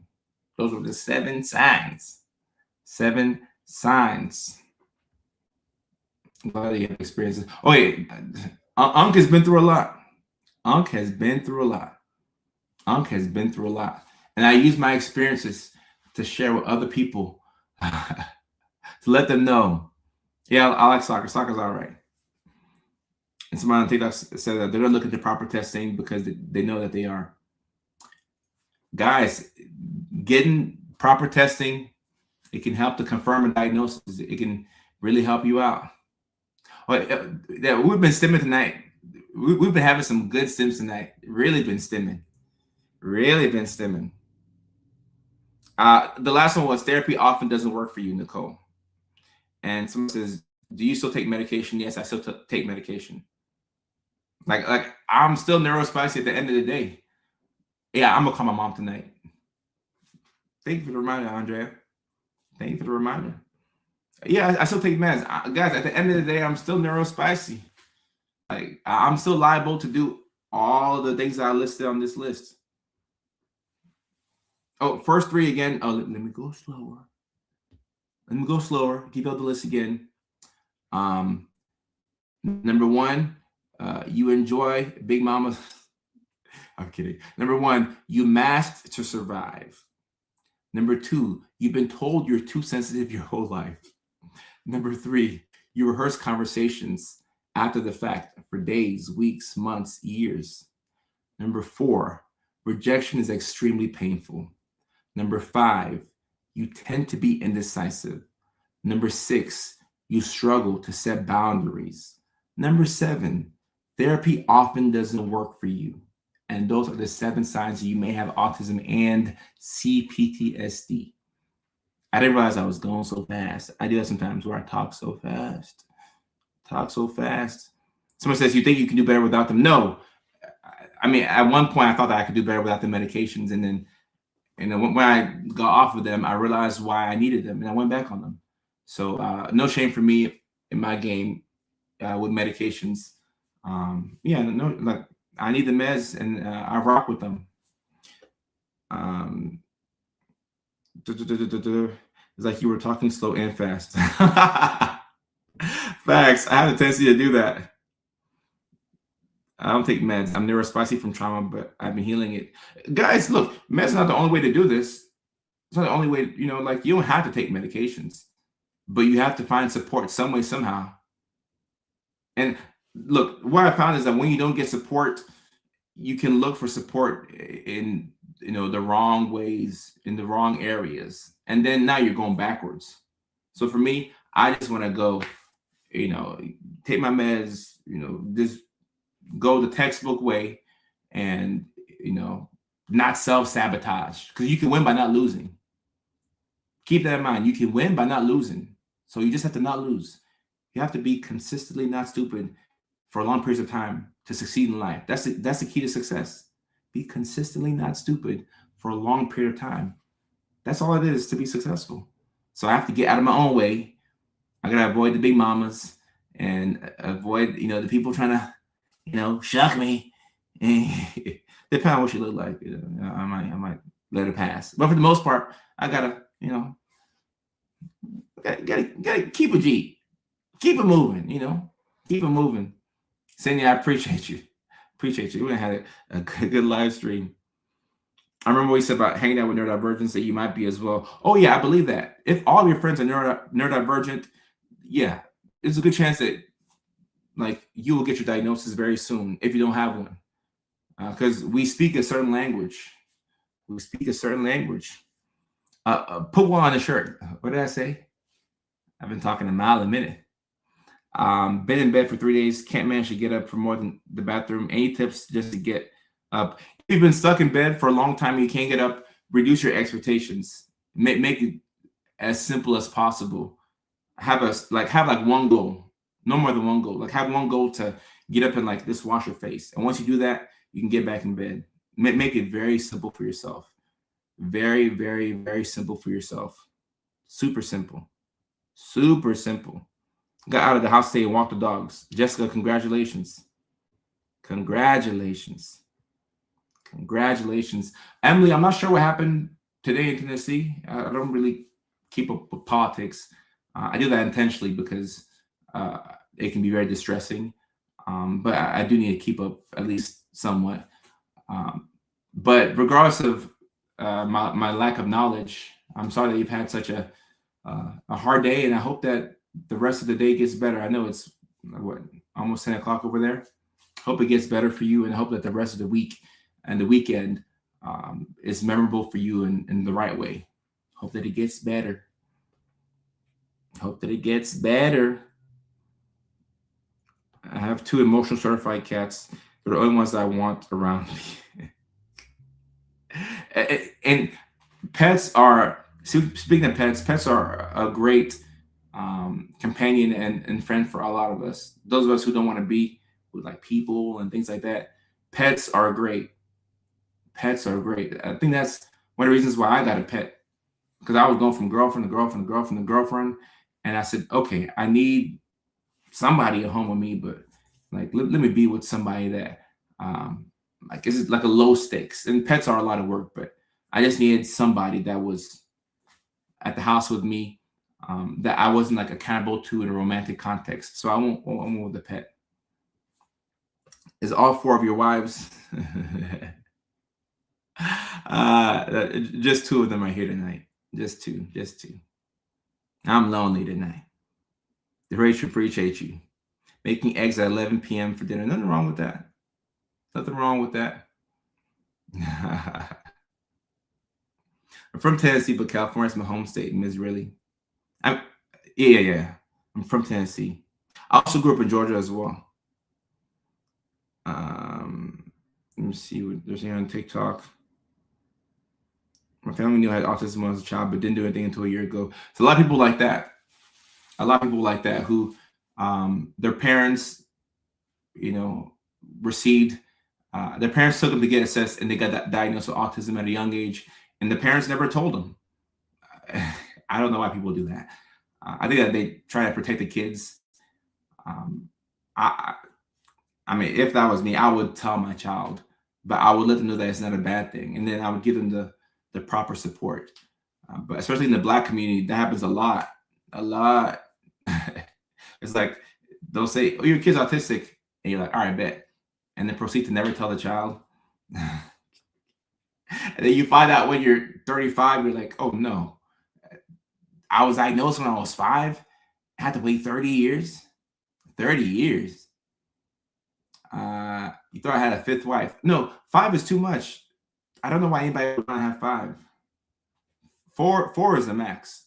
4 is the max. Okay, 4 is good enough.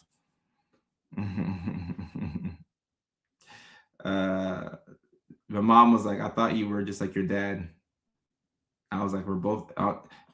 Look, you get the autism from somewhere. You get the autism from somewhere. It comes from the parents. I knew a guy who had autism in 11th grade. He was doing very well, super well-spoken guy. Yeah, look, you can have autism and be articulate and be relatively high functioning. You still need support though. You just can't see the support that they need, or you're not able to see the support that they're getting, but you still do need support. You still do need support. One is, Amanda, if we're keeping it factual, one is enough. One wife is enough to give you a run for your money. With white hair, are you talking about the white hair or the white girl hair? Because I got the white girl hair off, but the white hair, like I have white hair. I'm getting old, so the white hair is going to be there. The white hair is just going to be there. I'm unk now. I've accepted it. I have accepted it that I am unk when we get presents. I wonder if I have high functioning. Do ADHD? You can have ADHD in STEM. It's not exclusive to just autism. You can have ADHD in STEM. If two ADHD people have a child, will the child absolutely have ADHD/autism? Do y'all remember Punnett squares back in school? Those Punnett squares that you were like, taught to do to figure out like what the child would be like. I don't know why I bring that up because I don't know how Punnett squares work. But if you and your partner have ADHD, is a pretty good chance that your child could have it. And if there's autism somewhere in the family, that you could have it. So for me, look, I'm neurospicy, and whenever I have these kids, the 6 kids that I'm going to have, I'm prepared for more than half of them, if not all of them, to be neurospicy. If they're not, great. If they are, great. But I'm prepared for it. I'm prepared for it. Am I tired? No, I'm not tired right now. It's 8 o'clock on the West Coast. I'm not tired right now, but I probably will get tired like after the gym tonight. Or it's true that if you probably don't have ADHD if it didn't show your younger years. Well, ADHD doesn't come out of nowhere. Like, you would have some of the signs. Maybe you didn't realize how much you were affected by it if you do have it now. I'm ADHD, my hubby's dyslexic. Both of our kids are neurospicy. Yeah, look, if you have any type of neurospicy, you have to be prepared to possibly give it to your kids, okay? And once again, being neurospicy is not a bad thing, but being neurospicy and not having support is tough, okay? So if you're prepared to have support, for your kids and for yourself, you'll be good. 6 kids is a lot of kids. I know 6 kids is a lot of kids, but that's why I let each wife know. I'm like, hey, I want these kids now. I like kids, so I gotta have my own now. I gotta have my own. Diagnosed at 50 years, autism and ADHD. Wow. I'm prepared, but I don't think I can handle more than one neurospicy child. Yeah, one neurospicy child is a lot, and 2 is double the trouble. So you got to have a community. Now I'll be relying on my sisters and my whole community in order to help with child rearing. Yeah, it's a lot. It's a lot.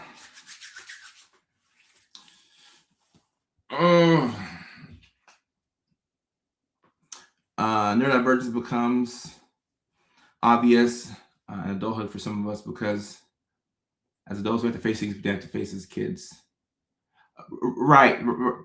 Really good point right here. Because look, when you're a kid, your parents serve as your prefrontal cortex. Your parents are like, no, don't touch the stove. No, don't go here. No, don't do this. So your parents serve as your prefrontal cortex, and they keep you out of trouble. They make sure you get to school on time. They make sure you do your homework. And if you don't, you're punished. But when you're an adult, you got to do things for yourself. There's no, I don't think anybody's parents are calling them to say, hey, did you brush your teeth today? Did you wake up on time? You have to do that for yourself. You got to do it for yourself. And that's very difficult. Very, very difficult. Very difficult. How many wives now? Just 4 wives. Oh, you got 3 wives. Okay. I'm sure somebody got 5 out there. I'm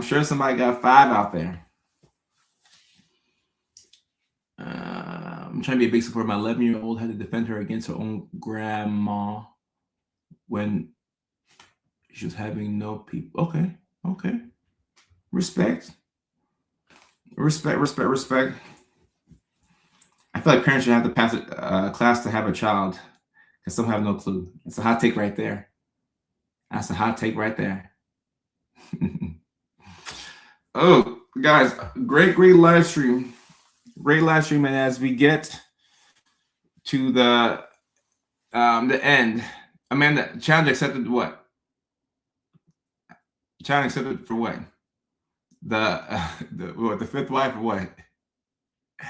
And I don't know if I told y'all, but the Sister Wives guy on TV, the guy who produces that show, I met him at this conference where I was the keynote speaker. I met him and his wife, and they live in North Carolina. And he's like, "Have you heard of the show Sister Wives?" I'm like, "I got 4 wives."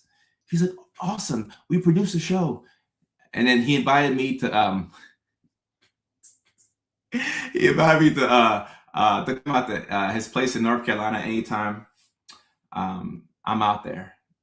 And I was like, wow, like, look at that. What are the odds that I would meet the guy who makes a Sister Wives show? Love it. You gotta love it. You gotta love it. Your sarcasm is very believable. You should work on it.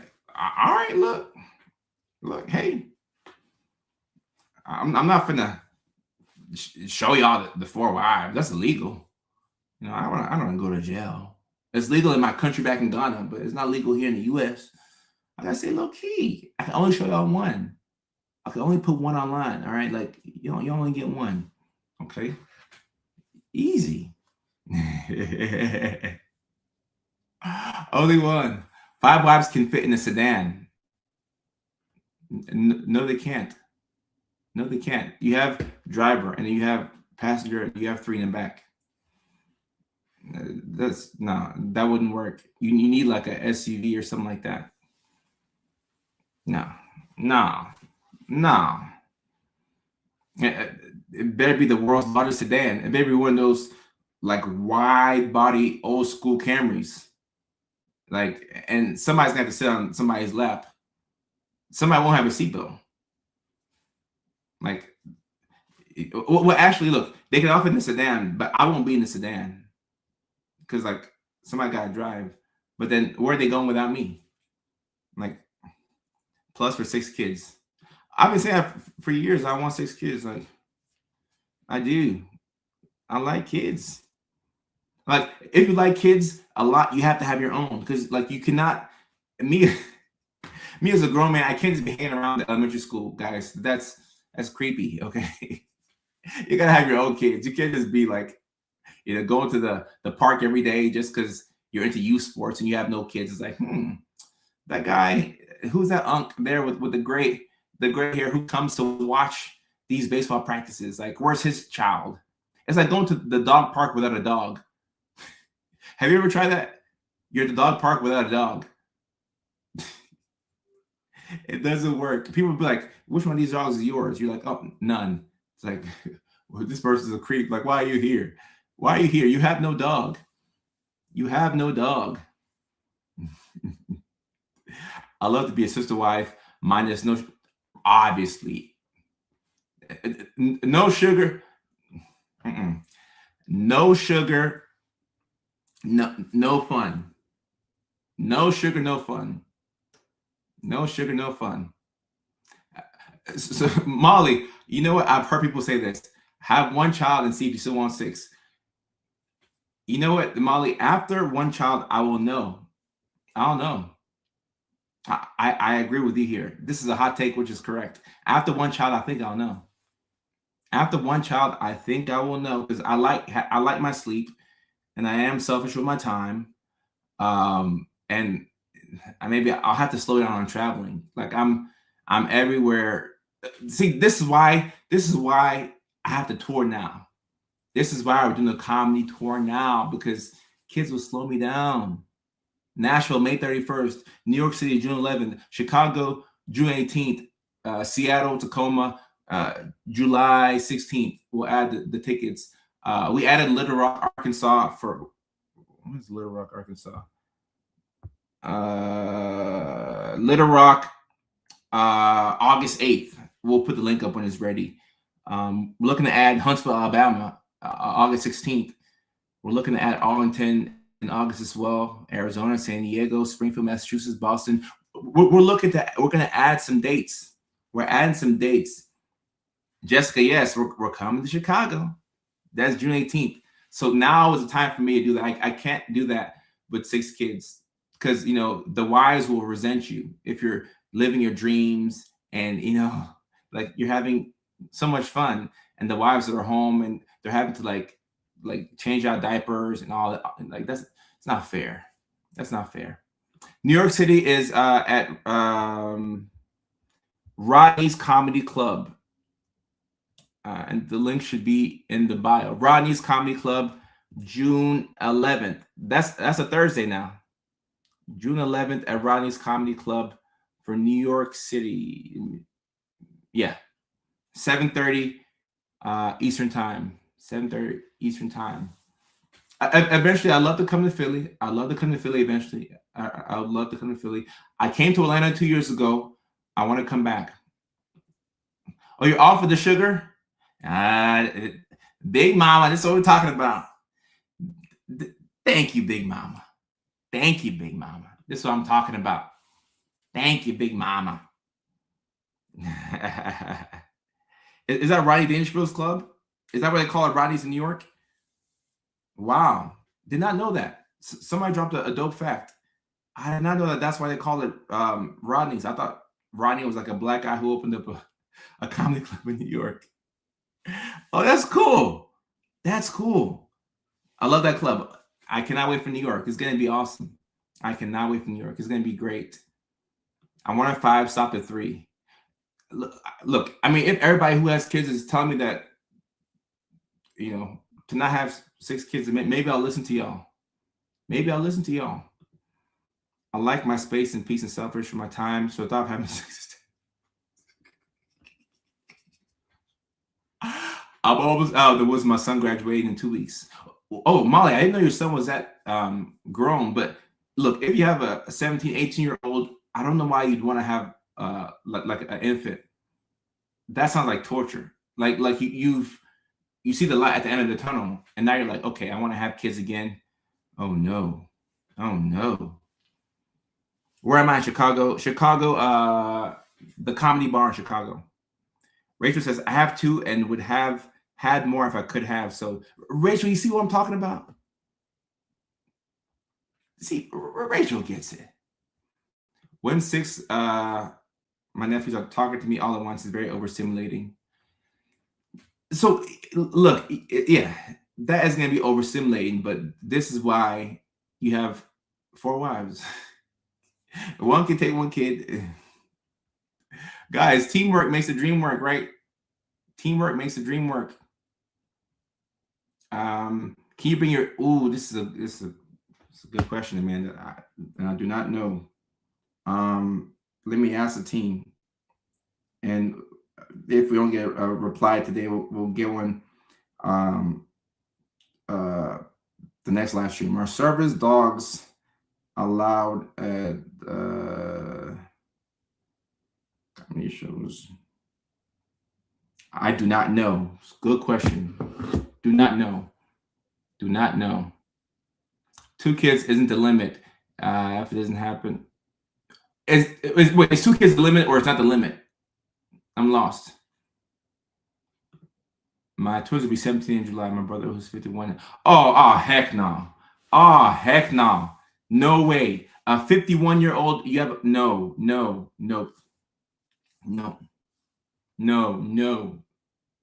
Why did he do that? Why did he do that? Why did he do that?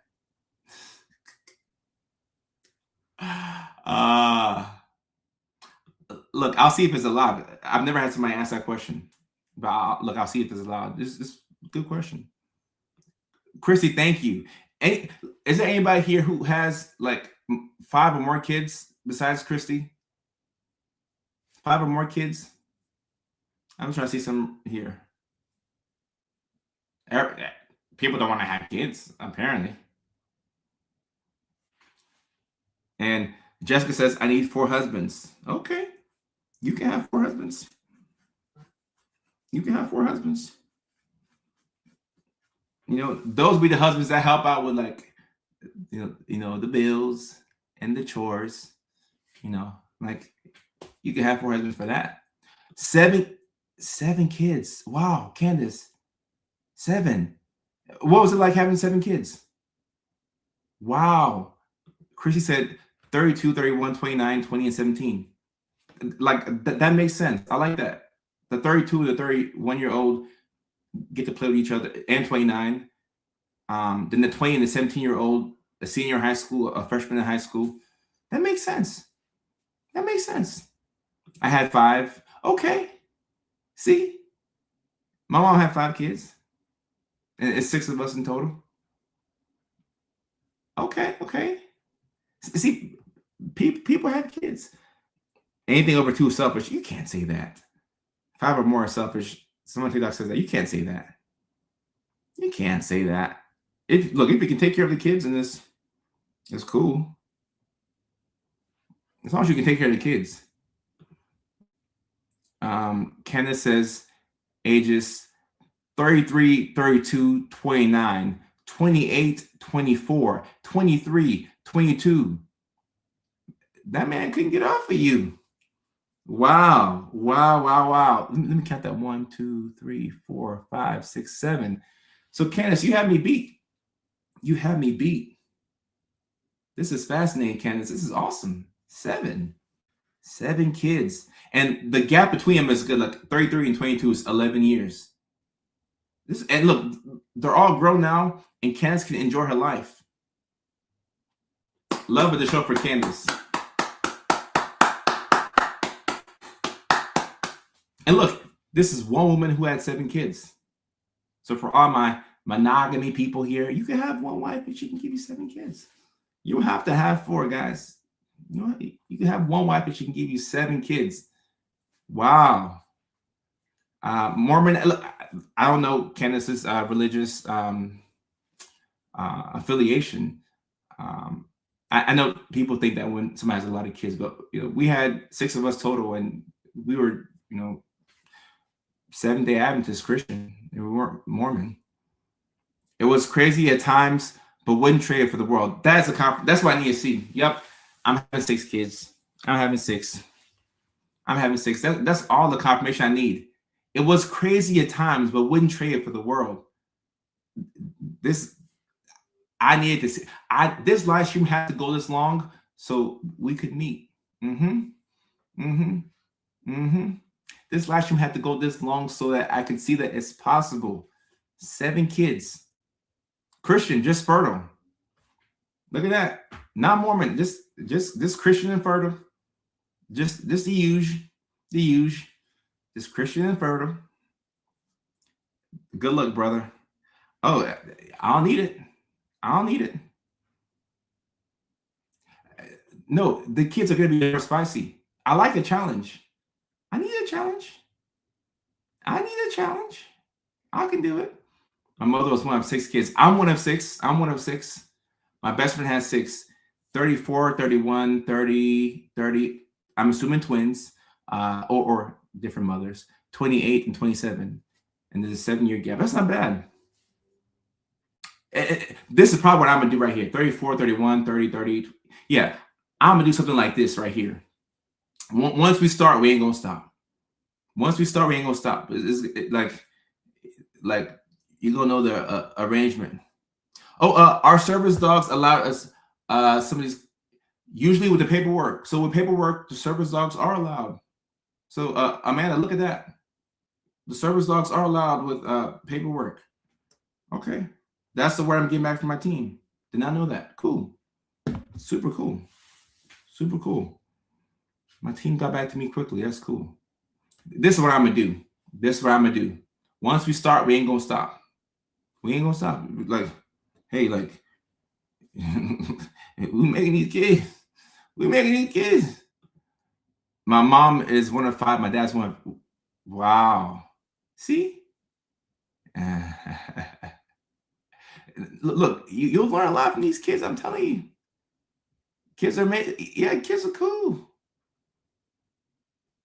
Kids are cool. Kids are cool. Yeah, no, Amanda, I get it. Like driving to New York from Philly is, yeah, because New York is the one city where I have never gotten. I say getting. I never get a rental car when I go there. Everywhere I like to have my own rental car when I go to a city, but New York City, nah, just Uber or use the subway. For neurospicy babies is hard but very rewarding. Right, it's rewarding. Like we need a challenge. I need a challenge. And look, I'm not praying for my kids to be neurospicy. Like if I didn't have to have this neurospicy in me, like I mean, I wouldn't change anything now. Like the way life is, I'm grateful. But I don't think anybody like, like talks to God and like, God, give me autism and ADHD and OCD and CPTSD and BPD and bipolar. Like nobody does that, But like once you have it, like you just make the most of it. You make the most of it. Back then, that was catch-all category. Shout out to the missus. All that yeah, facts. A lot of pushing and no cuddling. Yep. Now look, if it's one woman who give, all right, let's just hypothetical purposes. If one woman gives me 6 kids, okay, all right, you can give me 6 kids, all right, we can cuddle. We can cuddle for a little bit. For a little bit, you can give me 6 kids. Yeah, we can cuddle. You earned it. You earned it. Whatever you want. Whatever you want. Whatever you want. We can cuddle. You can get 3-4 vacations a year. You can get a nice new car. Like 6 kids. Yeah. You can get a little bit of cuddling. Like that. Nah, that's more than a basketball team. That's a basketball team and a 6-man off the bench. Yeah. I can reverse the cuddle policy if you're a 6-for-6 champion. Michael Jordan won 6 championships, okay, and he's the greatest of all time. 6 kids, yeah. You can get a little bit of cuddling. You can get a little bit. You can get a little bit. A little bit, okay? Not a lot, a little bit. 6 identical U's. Oh, they're gonna be Mickey Fickies. I gotta be strict with them because I was a Mickey Ficky as a kid. I'm thankful I had strict parents because I was just too much of a Mickey Ficky. So I didn't get to do anything because they were strict, which was good. Candace, thank you so much. Thank you so much. I appreciate the attention to the skits. This weekend is going to be a recording weekend, so we're going to get a lot of brand new skits recorded, and I'm excited for what we'll do. So I'm excited for the skits that we're going to create this weekend. In fact, after this live stream, I got the gym, and then tonight I got a writing session. I got to write up some of these ideas. So I'm excited. 6. No, look, no, I know it's expensive.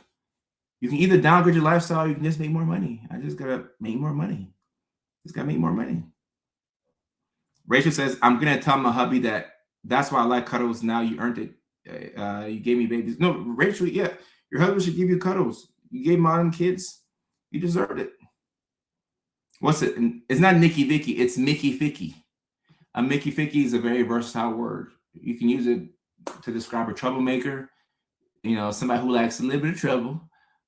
Mickey Ficky can also be used as a way to say, like it's a synonym for shucking. So yeah, Mickey Ficky is a very versatile word. My wife wants 9 kids. All right, Taylor, nah. I didn't say all that now. That's a lot. I just said 6. So somebody got me beat. So all y'all who think that 6 is too much, look at Taylor and his wife. That's a lot. That's a lot. That's a lot. A lot of heavy lifting. Is she gonna get some assistance, or is that gonna be all her? Maybe she has a family history of like triplets or something like that. But that's a lot. That's a lot.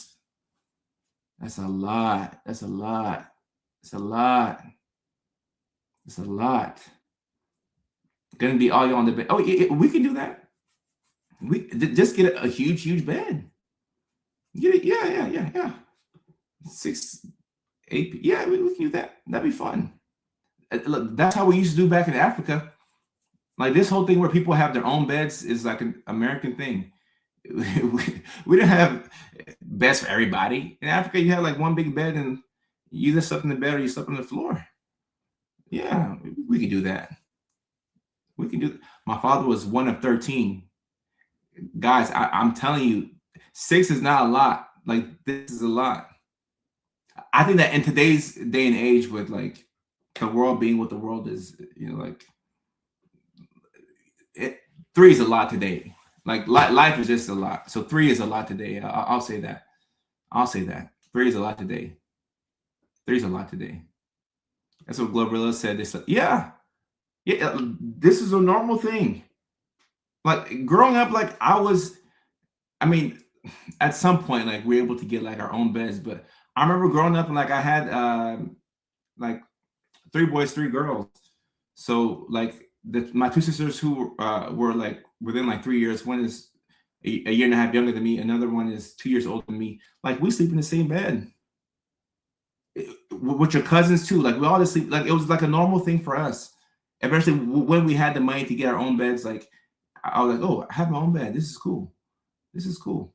But yeah, like we have to share beds. Like, here we need boys in the room and the girls in the room. Look, yeah, if you guys, we were really poor. Okay, so this is why we had to be in the same bed. But ideally, yeah, you have the girls in the bed and the boys in the bed. But when you have siblings and no money and like you have a bed and like, like some of us were just poor. Yeah, a family bed, Cheaper by the Dozen. Yeah, it's a good movie. I remember seeing all of it. I think I saw like parts of it.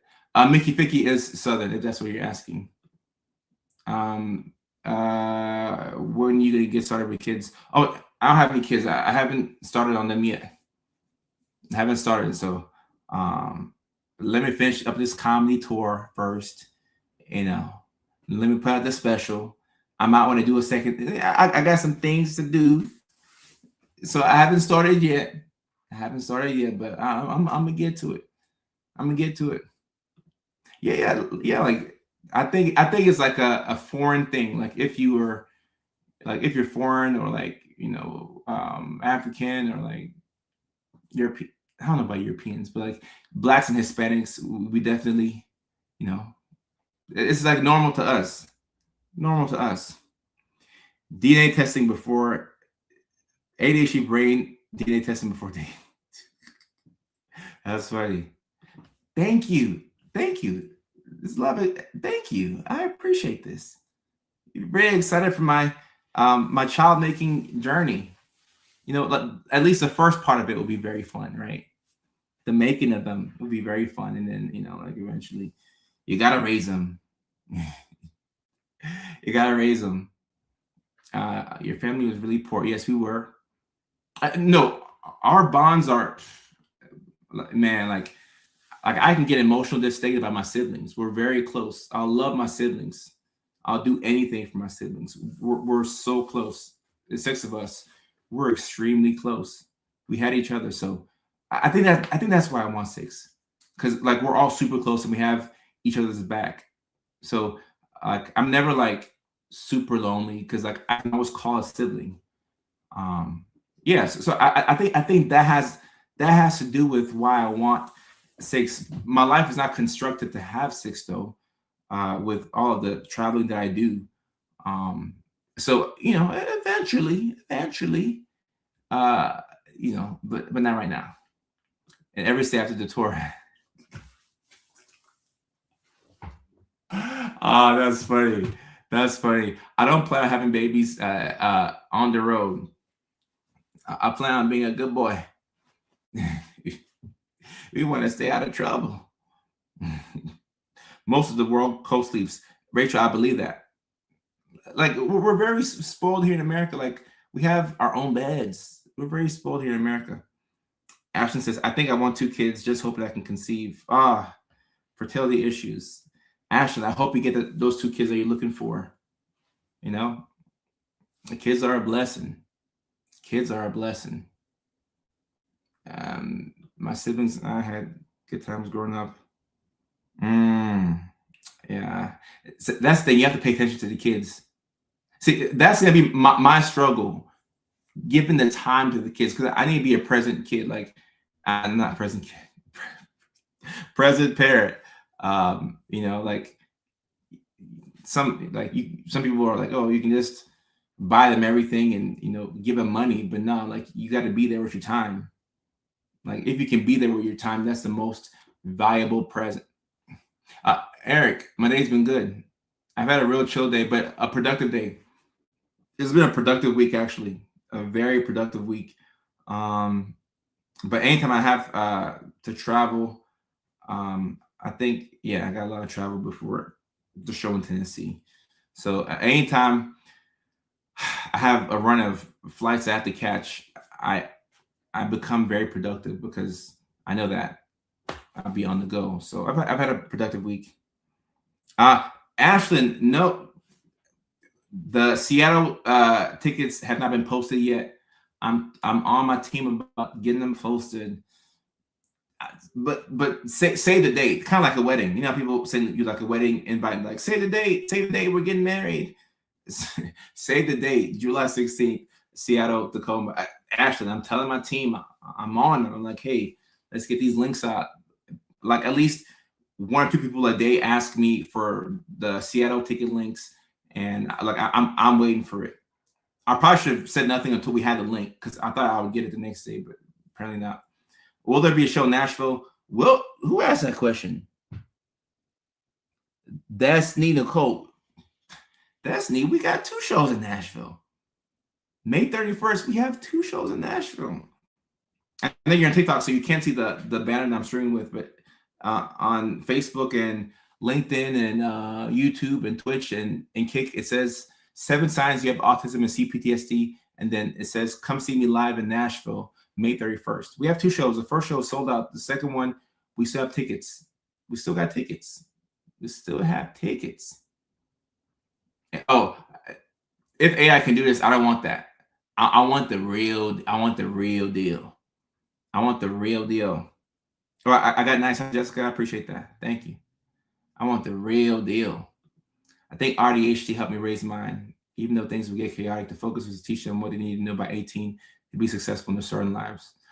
Right? It's possible. Candace had 7 kids. Candace, let these people know. May I offer you some advice as an Yes, Taylor, go ahead. Go ahead, Taylor. Let me see what you guys say. We'll let the stream go so we can hear what you guys say. Let me know. I've educated y'all. Now educate me. Educate me. And I was asking for somebody to ask. I was waiting for somebody to ask about Nashville. Oh, yeah. May 31st. We still got tickets. He's going to say, don't do it. He might.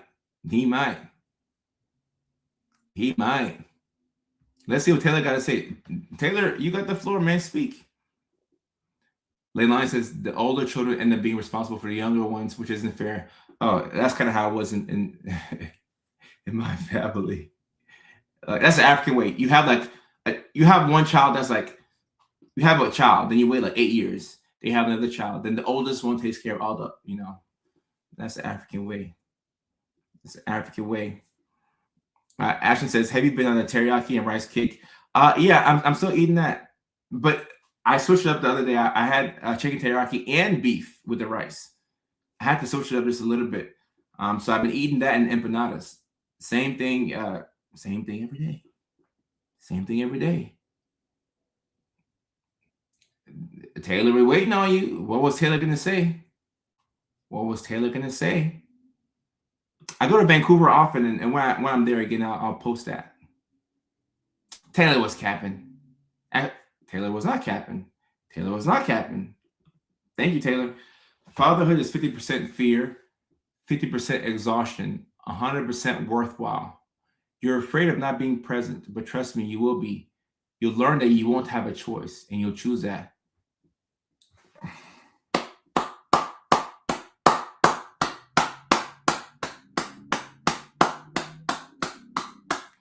I like this, Taylor. I like this. I like this. I like this. I like this.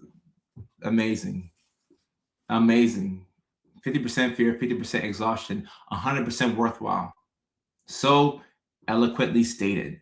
You're afraid of not being present, but trust me, you will be. You'll learn that you won't have a choice and you'll choose that. Yeah, no. This is beautifully said. I give him a Pulitzer Prize. This is amazing. Yep, this was amazing. So yeah, we will after maybe after the second tour, but at some point we will get on these kids. We'll get on these kids. 6 of them. 6 of them. 6 of them. So I don't want to say I'm ready now, but limited time and I'll be ready. The best part of the spectrum and parenthood, you get to enjoy your inner child and laugh at all the silly things. I like to laugh. I like to laugh. I like to laugh. I like to laugh. Bandy on Netflix. She had a lot of kids. I don't know what Bandy is, but I'm sure once I have kids, I'll get into the Bandy side of Netflix. I just got a Netflix subscription recently, and they told me they recommended me Young Sheldon. I'm like, oh Lord. They know I'm neurospicy. Empanadas originated in UK as pasty. Did not know that. I thought the Hispanics made it. Did not know that the English had made it. They take time to make. Yeah. It takes 9 months to make a child. Yeah, So yeah, you gotta give them some time to cook and take some time. Or 10 months. 10 months. And only the first part of it is the fun part. And after that, it's a lot of nausea and vomiting and all kinds of stuff. Big Mama got to really suffer and go through it. Ryan on TikTok, I appreciate that. I've seen your videos. I appreciate you. 9.5 months. Appreciate you. Yep. But yeah, there's a moment in the middle that's fun too. Rachel, what's the moment in the middle that's fun? There's a moment in the middle of pregnancy that's fun. I've never heard that before. What's that moment? That's coming from Rachel on TikTok. I'm very curious as to what, because my sister right now is currently pregnant and she's she's walking around with a big belly and there's a lot for her. After the nausea, before your house. Oh, okay. You learn something new every day. The second trimester. Okay. When Europeans conquered other countries and created their own version of see, I learned a lot from y'all. I love being pregnant up until probably was a lot in my feet. To scream. Inhale deep and not scream. I thought of a joke, but I kept it to myself. Respect, Taylor. Yeah, this is a sweet moment, so I didn't want to ruin it with my dirty mind. But heck of a husband, Taylor. But because of pregnant women use pregnancy to get out of a lot of things. Now, and they're pregnant, so they deserve the attention. But if I was a pregnant woman, I would milk it. I would milk it to anything. Amanda, I appreciate that. Yeah, I'm gonna be a uncle again. My husband snored while I was in labor. I threw things at him. Rachel, that's funny. Pregnancy was a joy for me. Only time before I learned I was neurodivergent, I felt like a normal human. All 4 times. Oh, okay. Very interesting. Yeah, Taylor, I was gonna say something else, but I'm like, nah. This is a heartfelt comment. I don't want to, use my dirty mind. Oh no, I'm gonna get more gray hairs for sure. I'll definitely get more gray hairs. My husband used to make up songs about me. So y'all have some pretty good pregnancy stories. It's not all negative. When I look online, it's always like negative stories. Like I saw a single mom today who was saying that she's like dating and she's 4 months pregnant. I'm like, yo, like, where's the child's father? Just breathe their own for a bit.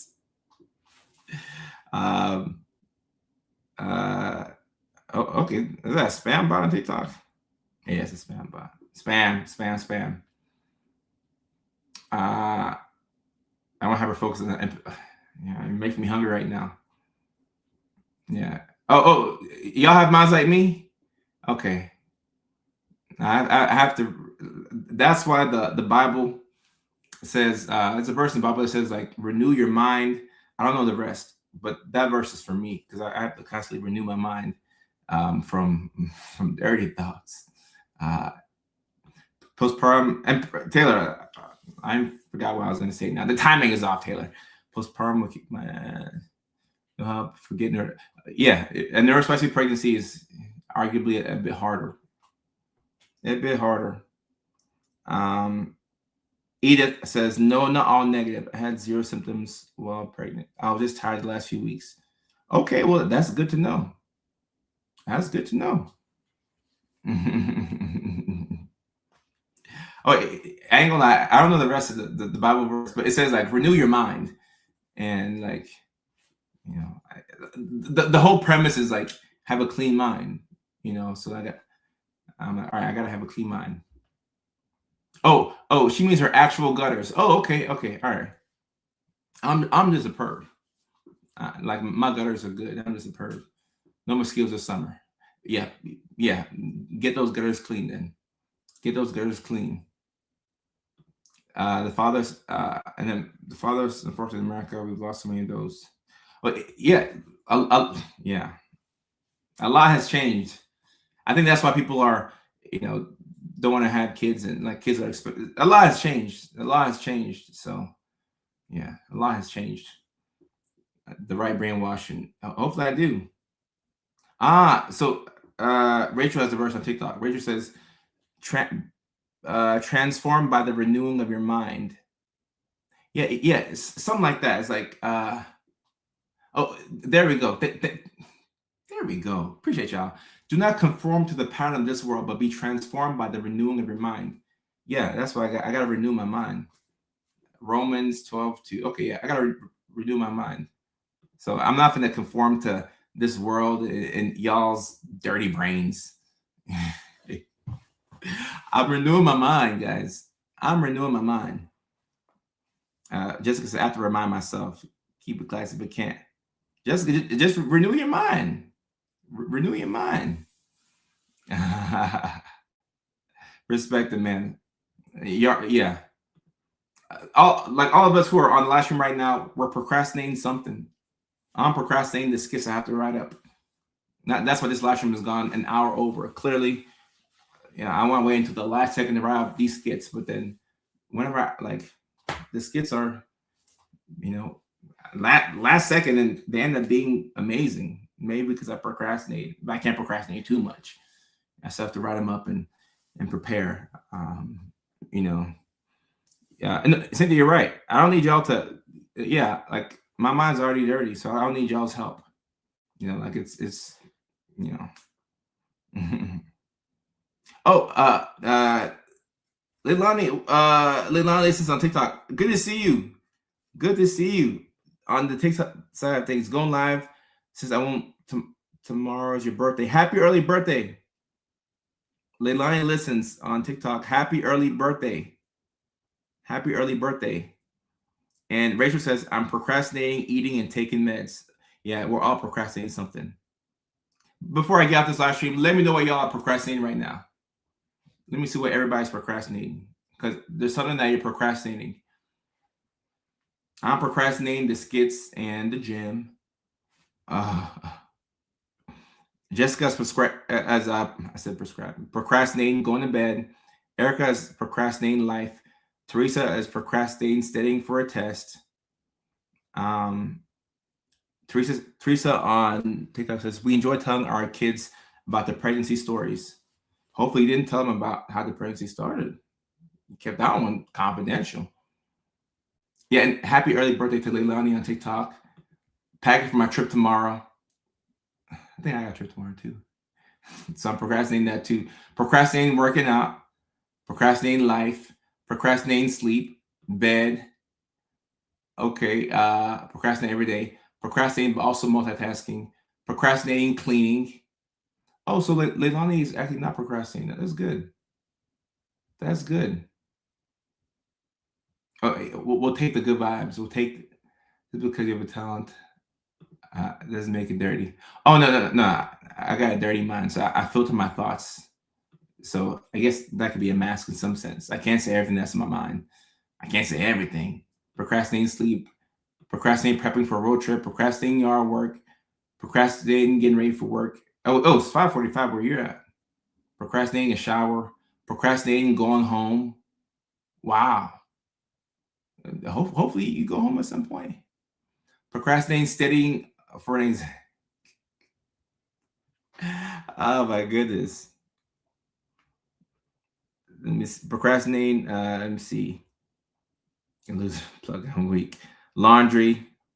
Someone says, "I'll make you breakfast tomorrow. Promise." Well, your name is user 47126589601. So I can't see your profile photo, so I'll pass on the breakfast. Procrastinating working on art for my cousin's merch for his tour. Okay, Darion, hopefully you can get started on it. Hopefully you can get started on it. Hopefully you can get started on it. When Jesus told us it's better to pluck out our eye than looking at a woman lustfully, I believe he was discussing an impossible standard using hyperbolic language. Taylor, yeah, because shoot, if you have to pluck out your eye for looking at a woman lustfully, man, a lot of us will be blind, including myself. Like I would have negative eyes. Airdrop me some. I appreciate that. I'll take the food via airdrop. Ooh, Candace, facts. I've procrastinated procrastinating. Oh, this is the most ADHD thing I've seen all day. Procrastinating the procrastination. Facts.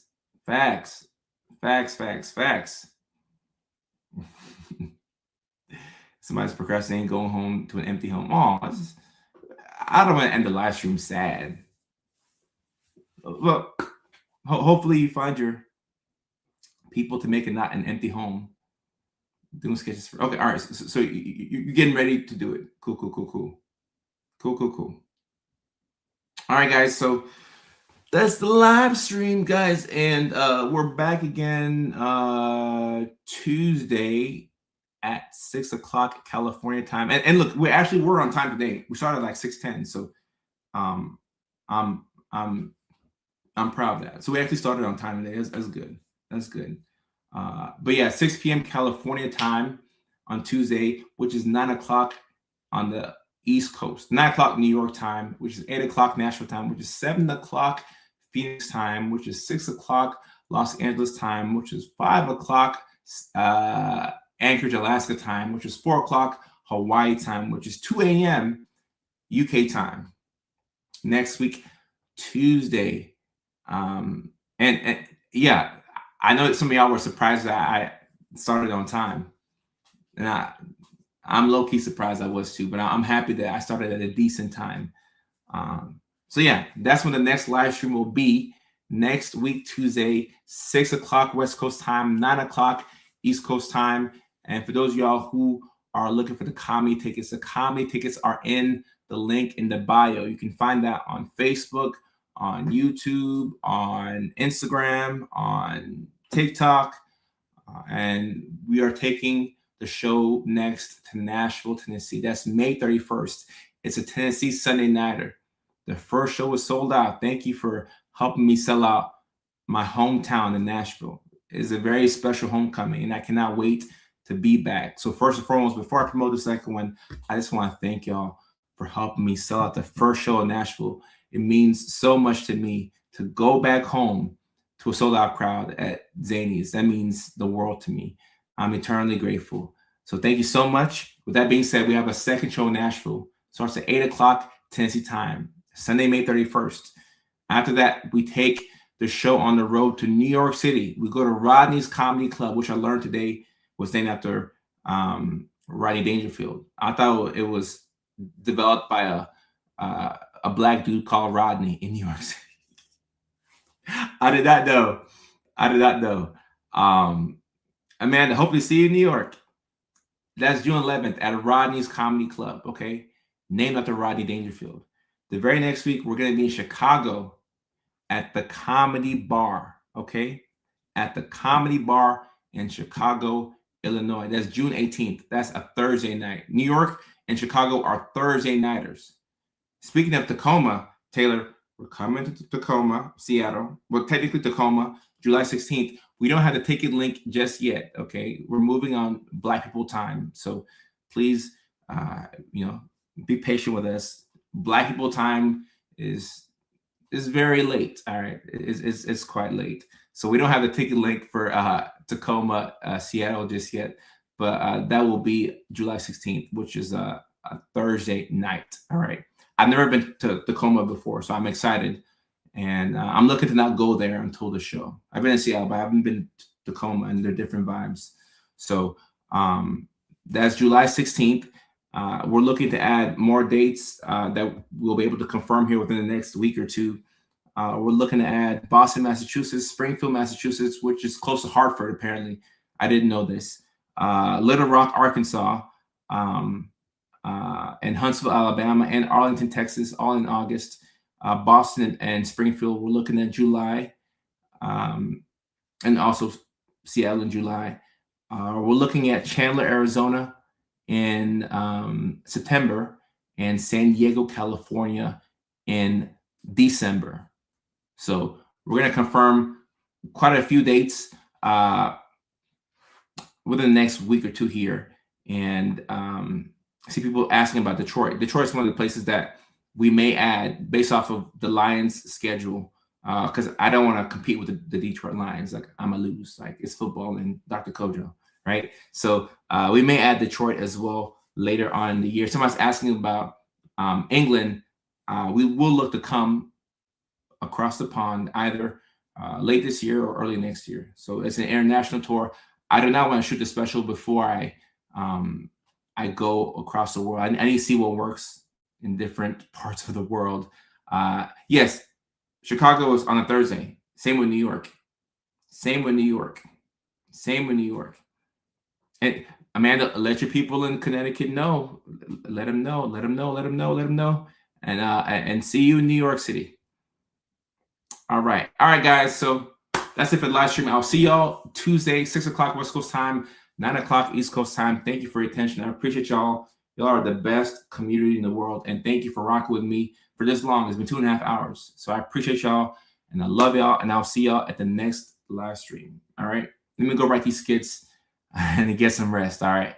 Love y'all. Peace.